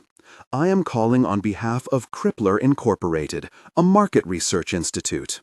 No, the man sneers. No, louder this time. I am waiting for an essential phone call, Jane. If you continue to mercilessly phone me, my line will be busy and I will miss the call. Are you capable of comprehending words, Jane? Are you processing what I am saying right now? Today we're conducting a survey. No, he screams as he hangs up. Hello, my name is Jane. You insolent whore, the man screams as he slams his phone down. Hello, my name is Jane. He hangs up. Hello, my name is Jane. Stop it. Hello, you are going to regret this, Jane. I arrive home to once again witness Keats casually ambling out of my bedroom. He stops in his tracks when our eyes connect. I was just looking for a lighter, he shrieks defensively. Gosh, Jane, can't I even look for a lighter? I grit my back molars. Go buy yourself a lighter if you can't find one, Keats. Rub some sticks together. Did you take those pills from Ivy? He asks me loudly, puffing out his chest. Admit it if you did it. Did you steal from Ivy's house? No. Why are you being so weird about your room then? What are you hiding in there if not those pills? Stay out of my room, Keats. Why are you so private? What's your big secret? Are you keeping bodies in there? Do you have some sort of undercover drug operation going on? Are you a cop, Jane? Is that it? I clench my jaw. His chest is moving up and down rapidly. The combination of illogical panic and excessive yelling is making him hyperventilate. He inhales loudly and croakily, looks me dead in the eye, and asks me, Is Jane your real name? Hello, my name is Nancy Drew. They hang up. Hello, my name is Modesty Blaze. They hang up. I know you didn't take anything from my parents' medicine cabinet, Ivy tells me over the phone while I chew on the pills that I stole. I want to apologize for Keats. He shouldn't have accused you of that. I say nothing. Do you want to come to a party with me tonight? I'll share my wine with you to make up for this. I shrug to myself. Okay, what kind of party is it? It's at a farm. A farm? It'll be fun, she defends the farm. We'll run around in the field like snow pixies. Dancing in the snowfields, I am now a pixie. Spinning and sipping from the spout of Ivy's wine bottle, I spin, sip, spin. Brian is, unfortunately, a pixie in the snowfields too. You look really nice today, he tells me. The music that is playing is slow and the lyrics are sad. Brian gave me some of his Canadian Club to drink. He is sitting beside me. Ivy is still dancing in the snow. The party is big. There are a number of fire pits dotted across the fields. Brian and I are sitting in front of one of them. I used to make fires with my sisters when I was a kid. I have a very strong positive association with fire. My sisters and I would make little campfires in the woods. We'd cook marshmallows together. I am barely listening. The hum of his babbling voice ebbs into my lethargic mind. The words warp into whale sounds. I watch the fire crack and I sip my drink. Periodically, Brian turns and speaks to me like an attentive husband. Are you having a nice night, Jane? Can I get you anything? You look really nice tonight. I'm having a great time talking with you. I suspect that Ivy has lied to him and misled him into thinking that I have expressed an interest in him. His persistence and unfounded interest in me suggests that I have become a pawn in some sort of Cosmo magazine-inspired matchmaking experiment. I wonder why he likes me. Maybe he has misdiagnosed my quiet demeanor, assuming that my silence is a symptom of a shy and gentle soul. In reality, my quietness is a consequence of my deeply entrenched nihilism. I don't believe there is any real value in my or anyone else's speaking, and I think that all of human existence is fundamentally unimportant. I consider telling him this to see if it shuts him up. "Can I get you another drink?" he asks me politely. I look at his face. His teeth are straight and white. He smiles at me. "Can I get you another drink, Jane?" "Yeah, sure." There are Christmas lights strung in the haystack. Brian took me up here to show me the view from a window. We can see all of the fire pits and everyone dancing. "See," he says, gesturing out the window, smiling. "It's pretty, isn't it?" I nod. "Do you want to go find Ivy?" he asks me, checking that I am happy in his company and that he do not need an excuse to escape him. "No," I reply. "Are you sure? Are you okay with this?" "Yeah." They shared an intimate moment. I look up through the window. "Are you sure you're okay?" He stops and asks me again. I look down at him. "Yeah," I say again. "You're comfortable?" I squint at him. "Yes." "I don't want you to feel pressured," he continues. "I'm fine, Brian, thank you."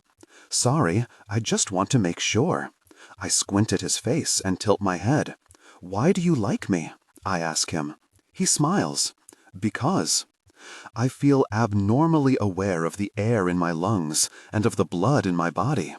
Brian's breath is loud and reminds me that he is a person and that he is alive, and so am I. I put his hand on my throat to stop my breath and try to subdue this feeling of being a person who breathes and takes up space and engages in intimacy. But he won't keep his hand there. He moves it to my waist and kisses my forehead. I feel a cold rush down my body, and suddenly I'm panicked. I wonder if Brian has ever been with a girl who loved him before. I wonder if there is a person out in the world who would feel sick at the thought of him being naked with me. I cannot shake this thought. I become sure of it. I suddenly feel a sickening, overwhelming guilt. I have to close my eyes to stop from crying at the thought of the girl I have imagined. "Is my mouth stained?" My voice cracks. "What? Is there color on my mouth?" I ask, rubbing roughly at my lip. "No, there's nothing there." He looks at me. I feel like there's pink lipstick all over my fingers. I look down at my hands, in tears now. "Don't invite me to places, Brian, anymore," I tell Ivy. Ladybugs bleed from their knees when they're threatened. My teeth taste like rusty metal and uncoated Tylenol. "Arwell, did you know that you smell like laundry detergent and banana medicine? You smell like someone who is being cared for." I close my eyes and cackle to myself about my damaged childhood. I cut myself so Mrs. Arwol would kiss my knees. He tightens his grip on my throat, I croak. "I told Mr. Arwol I don't really need any help, but maybe you could show me how it feels to be a mother and a wife." "What are you on probation for again?" Keats asks me. "I've already told you that," I reply. "Right," he glares at me. "Right, sure you did." "Did you graduate from high school?" Keats asks me. "Yes, I did. Why do you ask?" "I just wondered," he says. "I just wondered." "What's your middle name again?" Keats asks me. "It is Mind Your Own Business." "Right," Keats replies. "Sure." My phone is ringing. "Yes," I say into it. Nothing. "Hello? Hello?" My phone again. "Hi, Jane," a voice answers this time. "Who is this?" I ask. I can hear breathing. "Who is this?" No response. "Hello?" Nothing. Today, Heroin Face said, "I got you something, if you're into it." What? I am calling God. "Hello, this is Jane?" "Hey, Jane. I'm calling on behalf of—" "I know why you're calling." "Right, of course, you're omniscient." "Will you please stop calling me?" "I'm doing a survey. I know what you're doing, but I've asked that these calls cease. It's on feline diabetes. Yes, I know what it's about. Do you or any member of your household own a cat? Is that why you're calling? Yes. What are your cat's ages? I don't have any cats. Oh, please accept my apology. I can't talk to you right now, Jane. Okay, please accept my apology. Stop calling me all the time, okay, Jane? Okay, please accept my apology. Please accept my apology. The line goes dead. Please accept my apology. I arrive at the office unprepared for another hellish shift. As I pass through the foyer, I notice Frank sitting somberly by the receptionist's desk. His face is flushed, and there are drying tear tracks drawn down his purple cheeks. His legs are sprawled out straight, and his arms are lying limp and defeated at his sides. "What's going on, Frank?" I ask him. He pretends not to hear me and stares vacantly ahead. "Are you okay?" I ask. He continues to ignore me, but blinks. The closing of his eyelids force some silent tears to travel down his purple cheeks and fall off the edge of his jaw. Unable to spend my entire shift struggling to console Frank, I have taken my seat at my desk. Witnessing a disabled man cry has disheartened me. In an effort to lift my own spirits, I begin to dial the number attached to my screen. "Hello, this is Jane calling on behalf of..." Suddenly, the office is overtaken by a sharp wailing sound, similar to the noise a dog might make if it were hit by a car. "What the hell is going on there?" the respondent shouts into my ear, presumably in response to the violent background noise. "I don't know," I answer him. "Hold on a sec." I will not hold. I press the hold button. I stand up and scan the sea of cubicles, searching for the source of the noise. Other employees are also peering over their own cubicle walls. We exchange concerned expressions. Frank is being walked down an aisle in the middle of the office by two large male managers. He is hysterical. His face is contorted and red. A heavy stream of tears flows down his sweating, distressed face.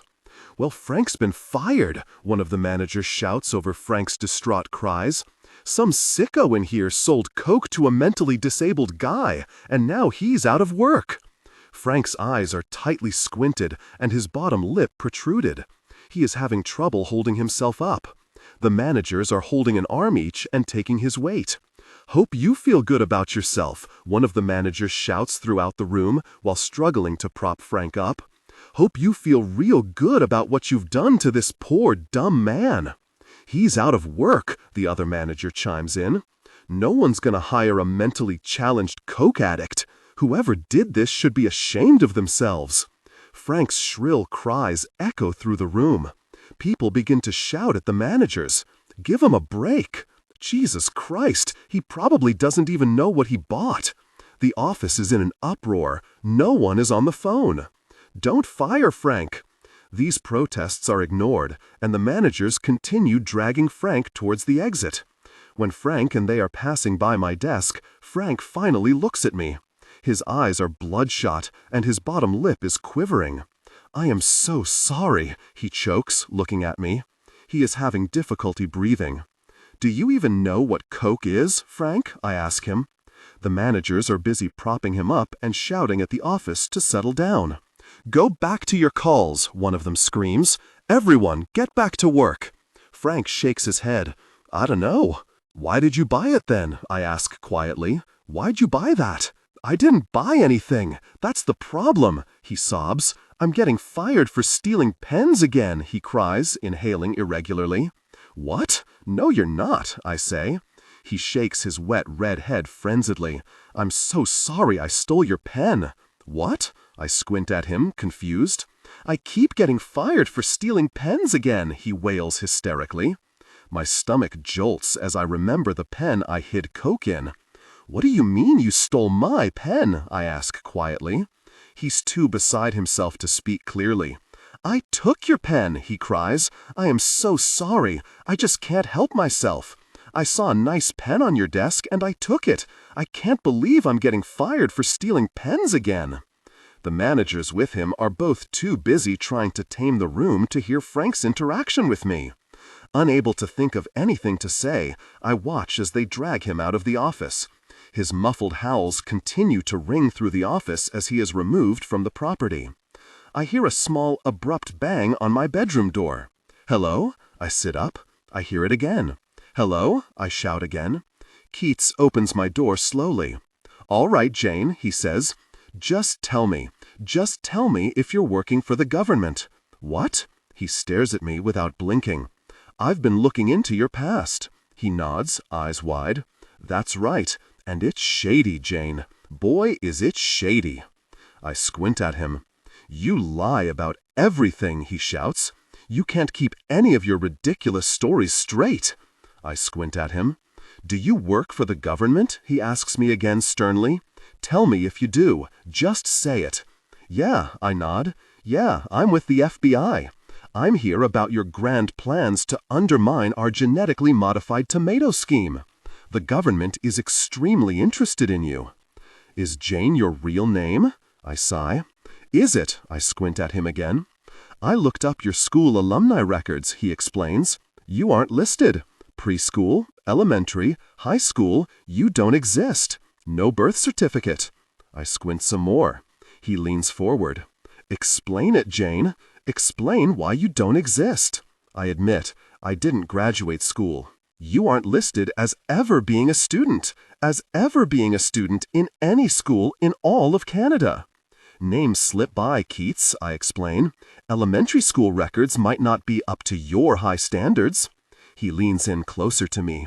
They appear to keep immaculate records. Is Jane short for something?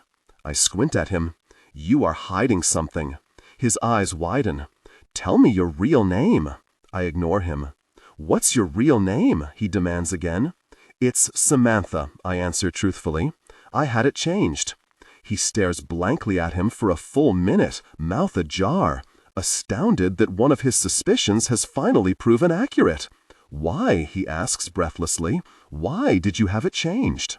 I wanted a new name after I got out of prison. Why? What were you trying to hide? I laugh. I was trying to hide my criminal history, obviously, Keats. I didn't want to keep the same name I had when I was put in prison. Who changes their name for a juvenile shoplifting charge? I exhale out my nose. It wasn't for shoplifting, you idiot. What was it for then? What did you do? I operated a large-scale drug cartel through Eastern Canada. Be honest. I was involved in insider trade. You're a really liar, Jane, he screams. Or should I say, Samantha? I punch him in the face. After rummaging around the house, stuffing his belongings into a knapsack, and murmuring statements like, "You are psychotic," Keats has left the apartment to stay indefinitely with his parents. Before leaving the apartment, he shouted at me in an unsteady, insecure voice, "I want you to move out! I want you gone!" I have been drinking in the living room since his departure to rejoice in the happiness of my consecrated life. After finishing my 5th beer, my phone rings. Hello. Hey, Jane, it's Ivy. Keats isn't home. I know. Can I come over? Keats and I have had a falling out, I tell her. I know. Can I come over? If you want to. I have finished my 7th beer by the time she arrives at the door. She has brought more alcohol, Kool-Aid, and a bag of assorted pills. Where did you get those? I nod at the pills. My grandmother's medicine drawer, she grins. I also grin. Her teeth and lips are tinted purple from the Kool-Aid. Mine are probably purple too, but I can't see them. You can't see your own face from within it. This is something I have always struggled with. I have been chewing the pills, crushing them in my teeth like candies. The dust is compacting inside my molars and in the cracks of my teeth. My mouth tastes sweet from the Kool-Aid, but every so often, chunks of pill dust loosen, fall onto my tongue, and shoot bitterness through the purple tongue. I like the benzos, I say, looking at the trail mix of medicine that we are snacking on. Benzos are the chocolate chip of the chemtrail mix. What else is in there? I ask. Everything, she answers. Muscle relaxants, Flintstone vitamins, sedatives, Viagra, Ritalin. We chew the pills and sip the Kool-Aid and lie on the floor. I really care about you, you know, she tells me. I can see motion. Bang! A thunderous knock on my front door startles me awake. Bang! I climb out of my bed and fumble towards the sound, alarmed and disheveled. What's behind door number 1, ladies and gentlemen? It is my probation counselor, and I am still high. She frowns at me and says, "Oh, Jane." I push my hair out of my face. I have a court date. I have leftover pills. I can see motion. I cut my arms from my elbow to my wrist. Blood is erupting at a pace that I am unfamiliar with. I just like the feeling. Not to worry, ladies and gentlemen, I am in it merely for the sensation. I chew 4 benzos. 1, 2, 3, 4. I chew 4 more benzos. 5, 6, 7, 8.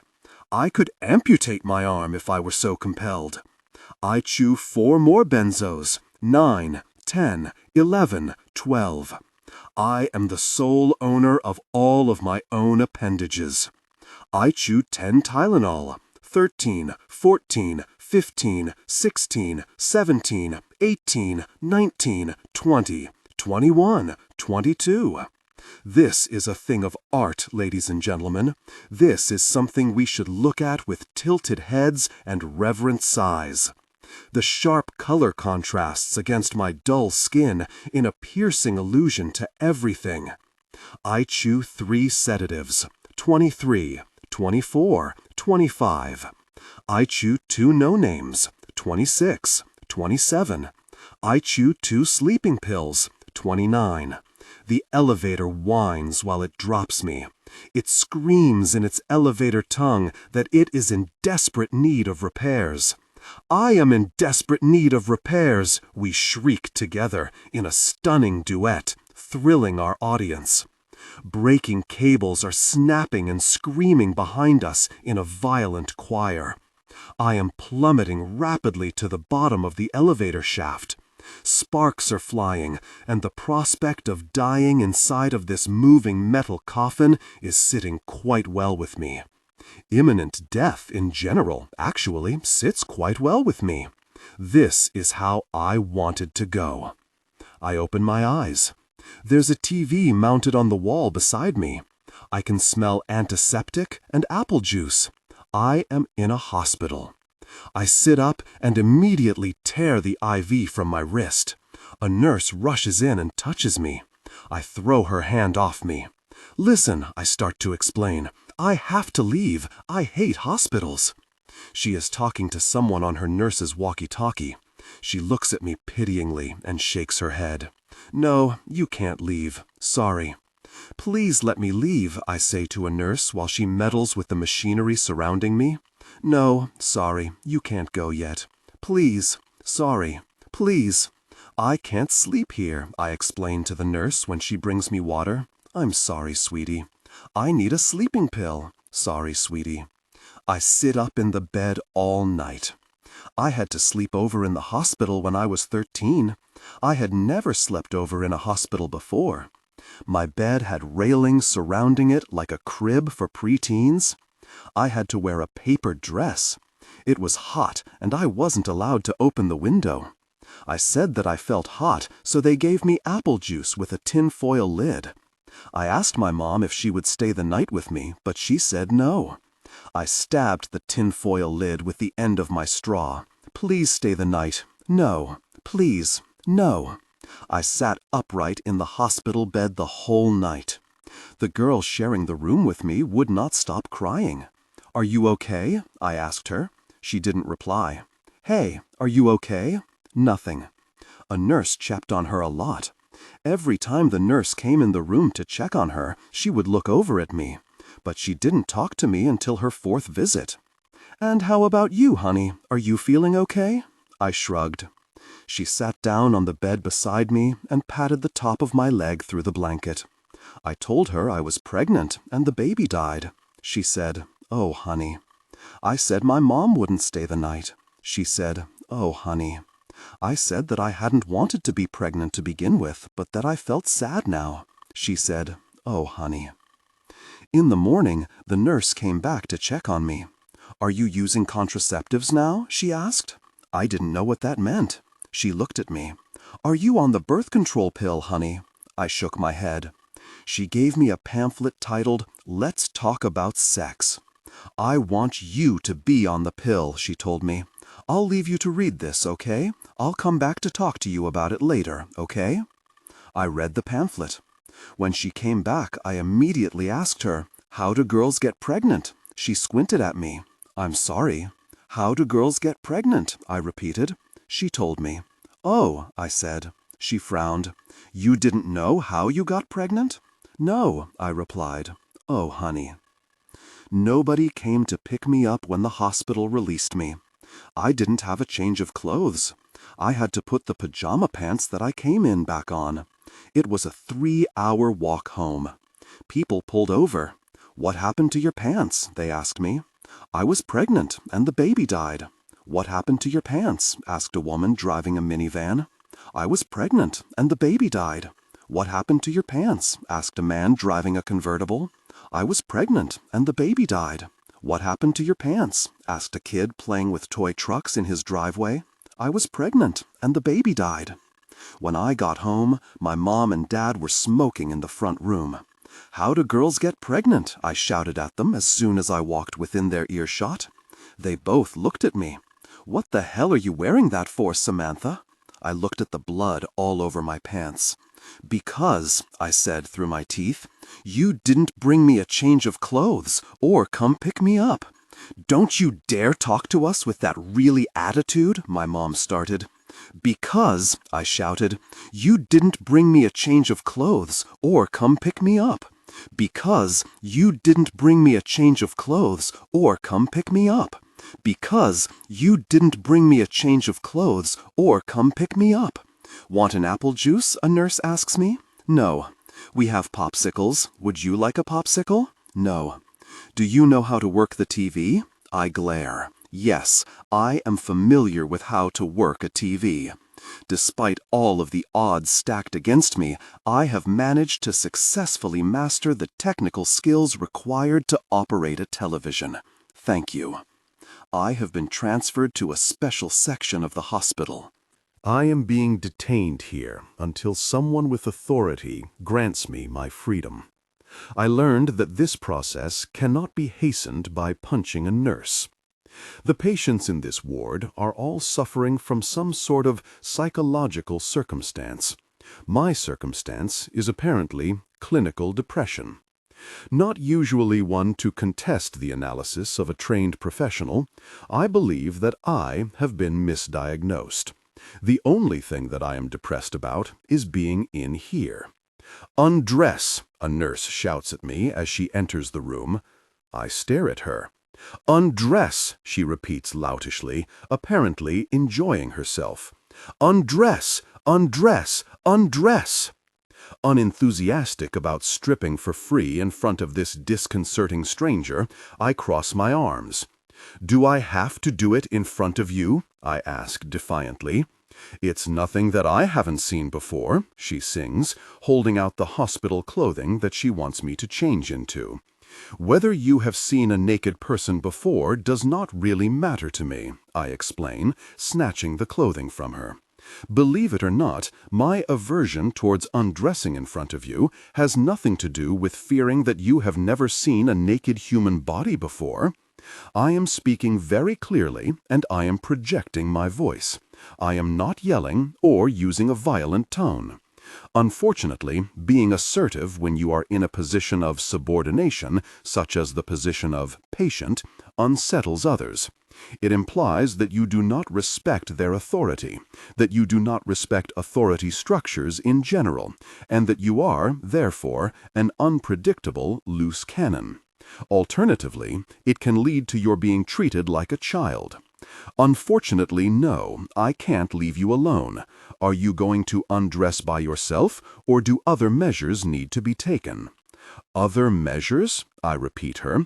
Does that mean that if I don't undress in front of you, you will have someone forcibly take my clothes off? Her silent response implies that this is indeed the protocol. Are you going to undress now or not? Yes, I scowl at her. Should I do it slowly for you? She rolls her eyes. Is there a table that I could stand on to make this experience more enjoyable for the both of us? She rolls her eyes again. Had I not been suicidal prior to my hospital visit, I would be now. My clothing has been confiscated, and, in what feels like a personal attack, I am now being forced to wear a paper dress embellished with several illustrations of Snoopy the dog. In fact, they may not even be Snoopy. On closer inspection, they appear to be drawings of a knockoff, off-brand Snoopy. I am now being led like a cow to an examination room, for God knows what next horror. Hopefully, this is the room that they use to murder people. I enter the examination room with my arms hanging limp from my Snoopy-clad shoulders. A man brandishing a clipboard greets me. He says, "Hello there, Jane." "Hello," I nod at him. "Please take off your clothing." "What?" "You'll have to undress. I need to examine your injuries." I stare at him, purse my lips, and tilt my head backwards. He stares at me. "Fine," I scream after a soundless moment has passed, startling the man so much so that he drops his clipboard. I begin to undress myself, exuding as much hostility as I can muster.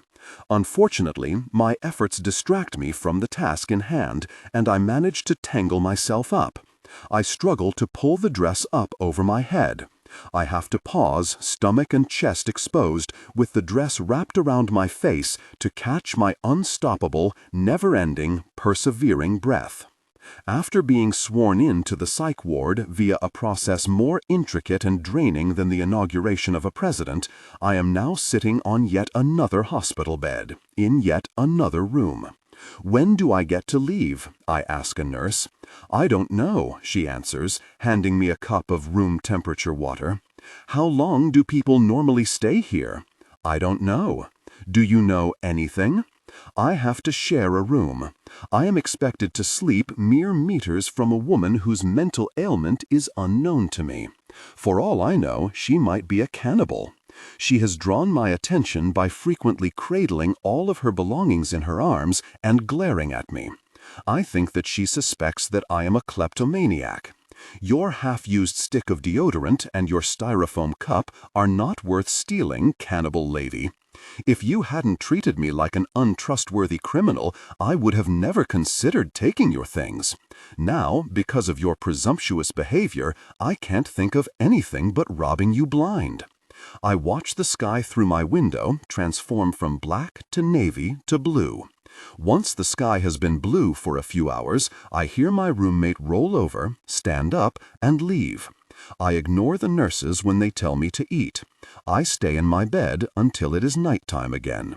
I watch the sky through my window transform from black to navy to blue again. "You have to eat while you're in here," a nurse tells me. I roll over in my bed so that I'm facing the wall away from her. "You're expected to attend therapy sessions," another nurse tells me. I roll over in my bed so that I'm facing the wall away from her. I listen to two nurses talk outside my room about how sad it is that I have no next of kin. "Her parents are both dead," they say too loudly, apparently assuming I am asleep. A new morning comes despite my concerted lack of desire for it to do so. I lift myself with the bad-mannered sun from the uncomfortable hospital bed. My bones make cracking noises. I stand up and walk over to my roommate's side table. I take her deodorant and her cup. I then emerge from the room in search of a washroom. I throw my roommate's belongings into the first garbage bin that I cross paths with. I reach my destination only to discover that the bathrooms here have no doors. "Excuse me," I stop the first hospital employee that I see. I have not spoken in more than 2 days, and my voice is raw. I clear my throat. "Where is the door to this washroom?" "There are no doors to the washrooms in this ward," he explains. I stare unexpressively at him in response. I asked a nurse for dental floss and was told that I am not allowed dental floss. Apparently, dental floss can be used for several functions besides the maintenance of healthy gums. These apparently include self-harm.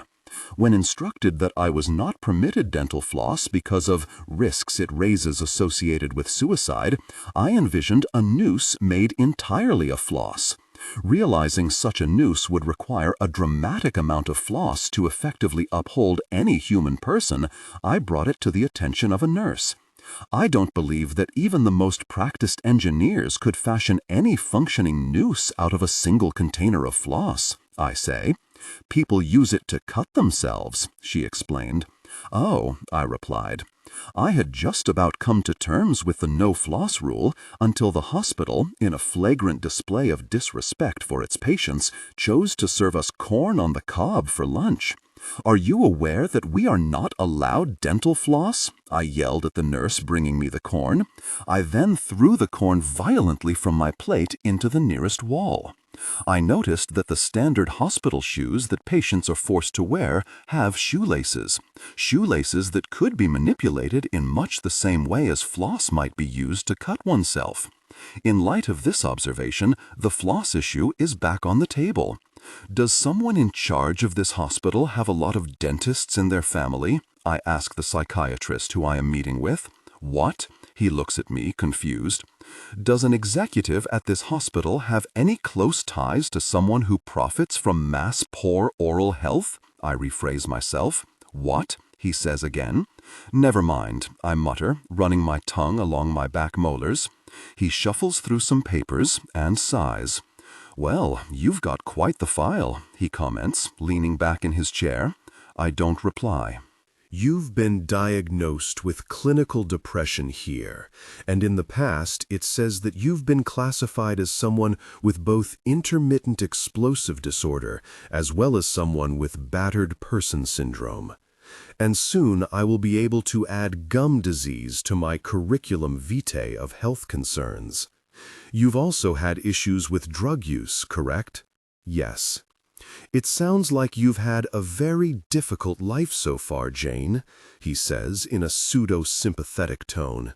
I am so sorry about that. It's been fine, I reply loudly. I don't think that you've been given enough support, he continues. You needed more rehabilitation. I have a probation therapist, I tell him. I see her all of the time. I don't know that weekly meetings with a therapist are sufficient. I don't reply. Do you have a support system, Jane? I see you have no living family members. Do you have anyone to help you besides your therapist? I don't reply. I can see that you have made momentous improvements in the past 2 years, which have led to you to where you are now. Are you struggling with any lingering emotions about your past? No. I am now attending group therapy. This form of therapy is apparently supposed to help me address my issues in a supportive social environment. How airing my private psychological problems in the company of a group of disturbed strangers is supposed to benefit me remains a mystery. I asked why I was put in group therapy rather than individual therapy, and I was assured that the science behind that decision was sound. I am more astute a patient than they've guessed, however. I am aware that this decision was not grounded in any prescribed psychological technique, but that it was instead a shrewd business choice. Psychiatrists are paid well. If we patients are all treated as a group, it costs the hospital less. So here I sit, ready to kiss my entire list of mental ailments goodbye, thanks to this thrifty, economical treatment. None of these patients are experiencing the same issues. I am supposed to discuss how I feel sad with a man who is hearing voices, a woman who has to spin 18 times before sitting down, a feeble, elderly woman with bulimia, and a man who mutters to himself at varying volumes about geography. How are you feeling today, Jane? The meeting facilitator asks me. I feel great, thank you. The southernmost portion of Sweden, the man has begun with whispering today. Are you experiencing any dark thoughts? Every thought I have had since being in this hospital has been at least loosely associated with murdering someone. No. So you're feeling much better then? I am, yes. The psychiatrist smiles at me. How about you, Edwin? How are you feeling today? Helicopter, Edwin replies. There are Tupperware containers overflowing with condoms on every available counter space in this hospital. The patients here are apparently untamable when it comes to their impulses. I lean on the side of the receptionist's kiosk and ask, "Hey, why are there so many condoms in here?" She looks up from her papers. "Why? Do you have a latex allergy?" I make an expression similar to one that might be produced by a person who has consumed expired yogurt. I am not interested in intimacy with anyone in a psych ward, I shout, insulted by her assumption that my inquiry was grounded in anything other than my own gruesome curiosity. She raises her eyebrows haughtily, as if I am lying to her. "Unless you are available for a different kind of engagement," I bark brashly at her. She rolls her eyes and tells me to go sit in my room. I just wanted to know what the deal was with what seems to me an excessive amount of condoms. I begin to raise my voice. Can't I even ask a simple question in here? She tells me to go sit in my room again. I am beginning to have suspicions that we are part of some morally questionable medical experiment, I say very loudly, so the other patients in the room can hear. And I would appreciate your assurance that we are not. Go to your room. Is this the set of some hidden camera crazy person show? I look around, as if I am trying to spot cameras. Could you, at a minimum, comfort me by promising that it's not? The patients in the room start muttering to each other. The paranoid schizophrenic clique appears to be especially perturbed. I was escorted to my bedroom for being disruptive. "And how are you feeling today, Miss Jane?" the group therapy facilitator asks me. I take a moment to stifle the feelings I have about being called Miss Jane before replying, "I am feeling great, thank you." "Are you experiencing any dark thoughts?" "No," I say, while I imagine strangling the facilitator with his own tie. "Great!" A nurse knocks on the doorframe of my room. "What?" I look up at her, bothered that she has interrupted my hectic evening of staring out of the window into nothingness and willing my body to die. "You can use the phone now if you want to," she informs me before walking quickly away. I amble out of my room after her. Looking down the hallway to see where she went, I am left to assume that she must have already taken on her true form as a bat, as she appears to have vanished. I don't know where the phone is kept. I wander around the hallway, like a child lost at a mall, aimlessly searching for a hospital employee. "Hello? Hello? Hello? I was told I can use the phone, but I don't know where the phone is kept. Do you know?" I ask a group of patients who are walking by. They whisper to each other and ignore me. "Hello? I was told I could use the phone, but I don't know where the phone is kept. Do you know where it is?" I ask an elderly man sitting on the ground outside of the bathroom. He stares at me and says nothing. A nurse emerges from a doorway. "Hello?" I wave at her. "Hello? I was told that I could use the phone, but I don't know where the phone is kept. Could you please show me?" "I'm too busy," she yells, while power walking in the opposite direction. I watch her exit through a glass door at the end of the hallway. I watch as she stands just outside of the door, lights a cigarette, tilts her head backwards, and exhales up into the sky. "And how is my star patient, Jane?" the group therapy facilitator asks me. The other patients' eyes all turn towards me. "I'm doing great, thank you," I lie. "You are doing fantastic," he shouts like he's performing a high school cheer. "Are you experiencing any dark thoughts?" "No." "Great." He punches the air triumphantly. "The phone is available if you still need to use it. a nurse croons into my room while prancing by. "Where is the phone kept?" I shout back at her, but she has already vanished. Rather than waste my energy struggling to stop her, I instead use it to roll over in my bed. I dream that my stomach is round and swollen. I run my hands along the taut curve and up to my smoke-burnt chest. I cross my arms and rock myself to the familiar noise of crashing dishes, my father yelling, and my mother screaming.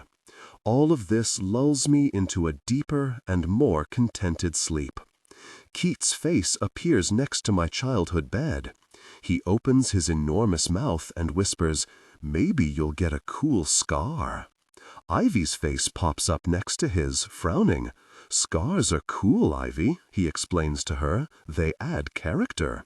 My phone keeps ringing. "Hello?" I pick it up. "You've got cuts all over you," a voice points out. "Do you do that to yourself?" I can hear my feet slapping against tile. The soles of my feet are sore. "Where are you going?" a nurse asks me. I look at her, desperate to communicate without words that I need to be let out of this hospital. "Are you okay, honey?" "Yes," I lie. "The phone is free if you need to use it," a nurse tells me from the hall outside my room. "Cool," I reply, and stay where I am. "How are you feeling today, Jane?" "I feel good, thank you." "Are you experiencing any dark thoughts?" "No." "Great." He punches the air triumphantly. "The phone is available if you still need to use it," a nurse croons into my room while prancing by. "Where is the phone kept?" I shout back at her, but she has already vanished. Rather than waste my energy struggling to stop her, I instead use it to roll over in my bed. I dream that my stomach is round and swollen. I run my hands along the taut curve and up to my smoke-burnt chest. I cross my arms and rock myself to the familiar noise of crashing dishes, my father yelling, and my mother screaming. All of this lulls me into a deeper and more contented sleep.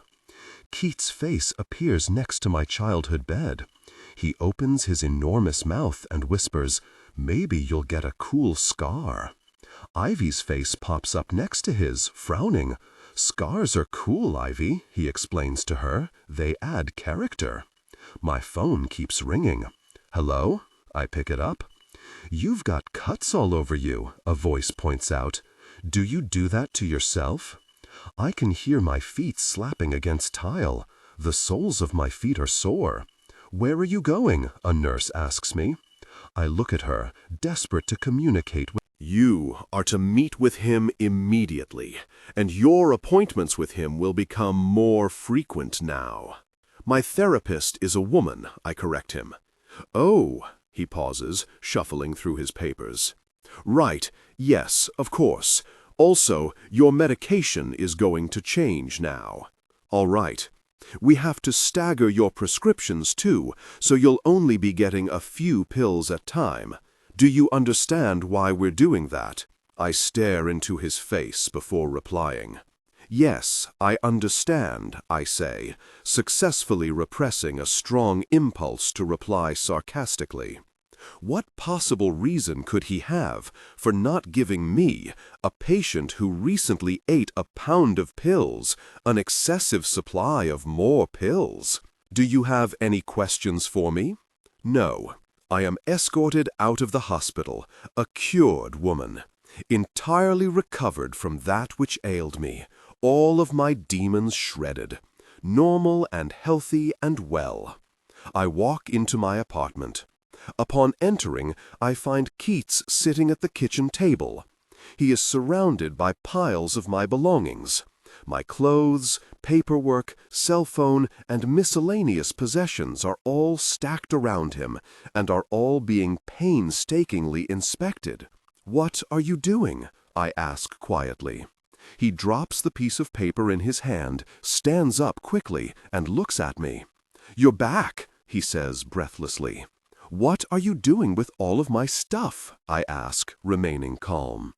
"I'm looking for information," he says in an unsteady voice. "You're not going to find any information. Did you really try to kill yourself? He asks me quickly.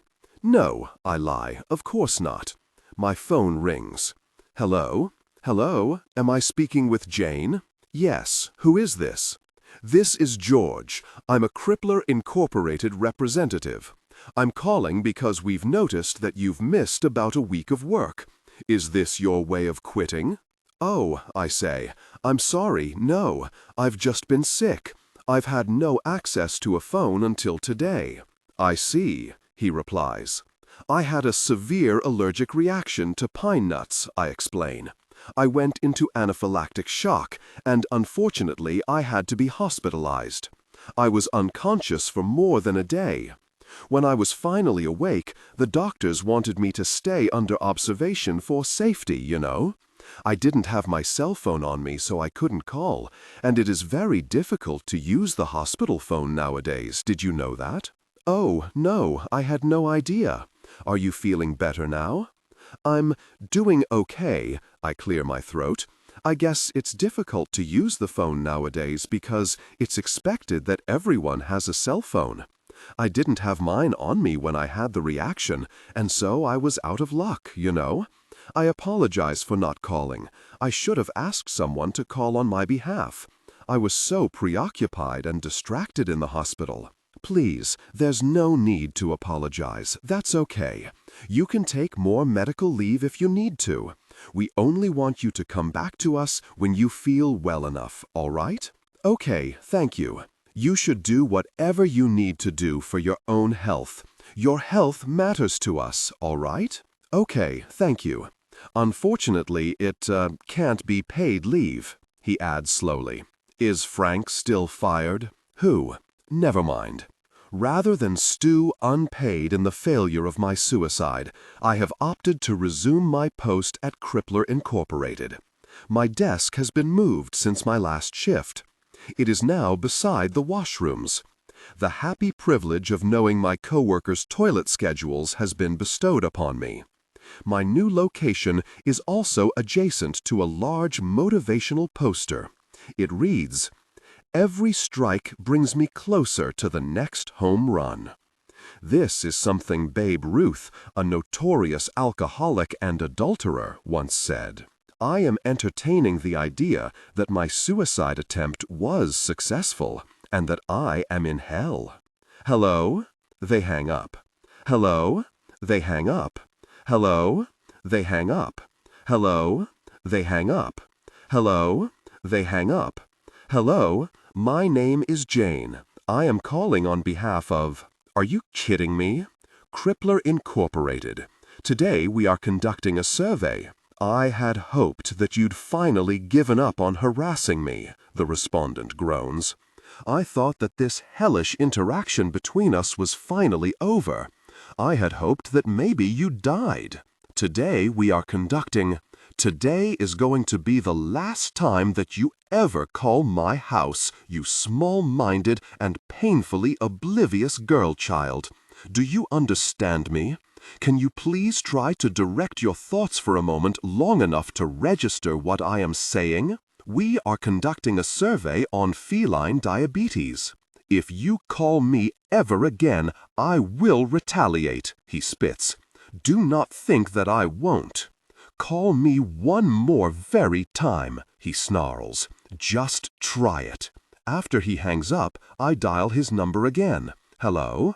This is a girl child calling on behalf of... My phone keeps ringing. Hello? Jane? Yes. They hang up. Hello? Jane? Yes. They hang up. I wake up at 3 a.m. to the trying sound of my phone vibrating again. Hello? I breathe into it. Are you home? The voice in my phone asks me. Why? Who is this? They hang up. I roll over and close my eyes. The dulcet resonance of Keats' murmurings into his own cell phone keeps me alert. Despite every effort I make to tune him out, I still manage to overhear him use my name and say something about sending hair scrounged from my comb to a lab. I know a guy who works in a university lab, he fails to whisper.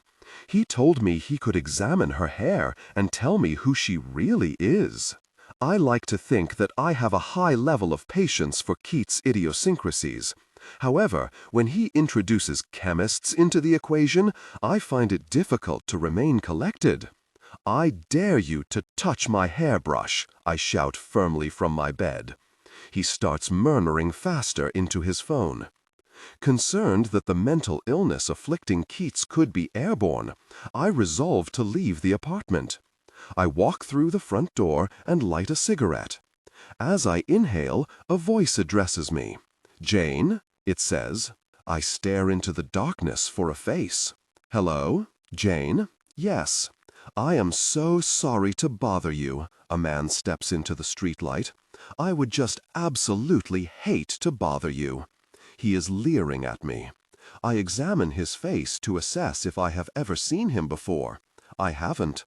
"I haven't, am I?" he asks me, leaning in slightly. "Who are you?" I squint at him.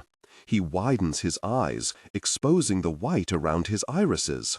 "I am someone who you have asked a sufficient amount questions." I maintain eye contact with him. He walks a little closer to me.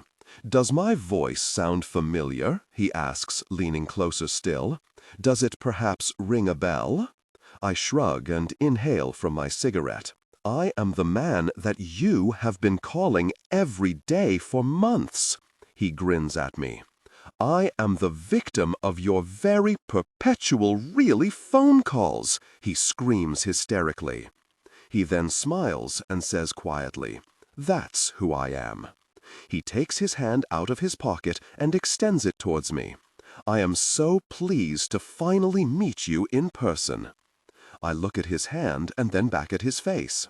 He smiles wider and takes another step towards me. "Remember me now, do you, Jane?" I nod. "Sure." "You should have listened to me," he whispers.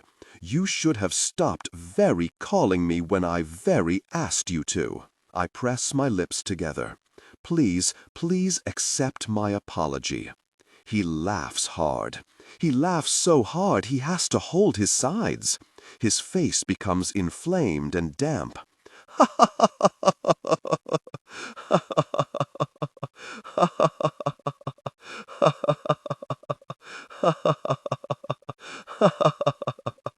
He starts to do a fake laugh.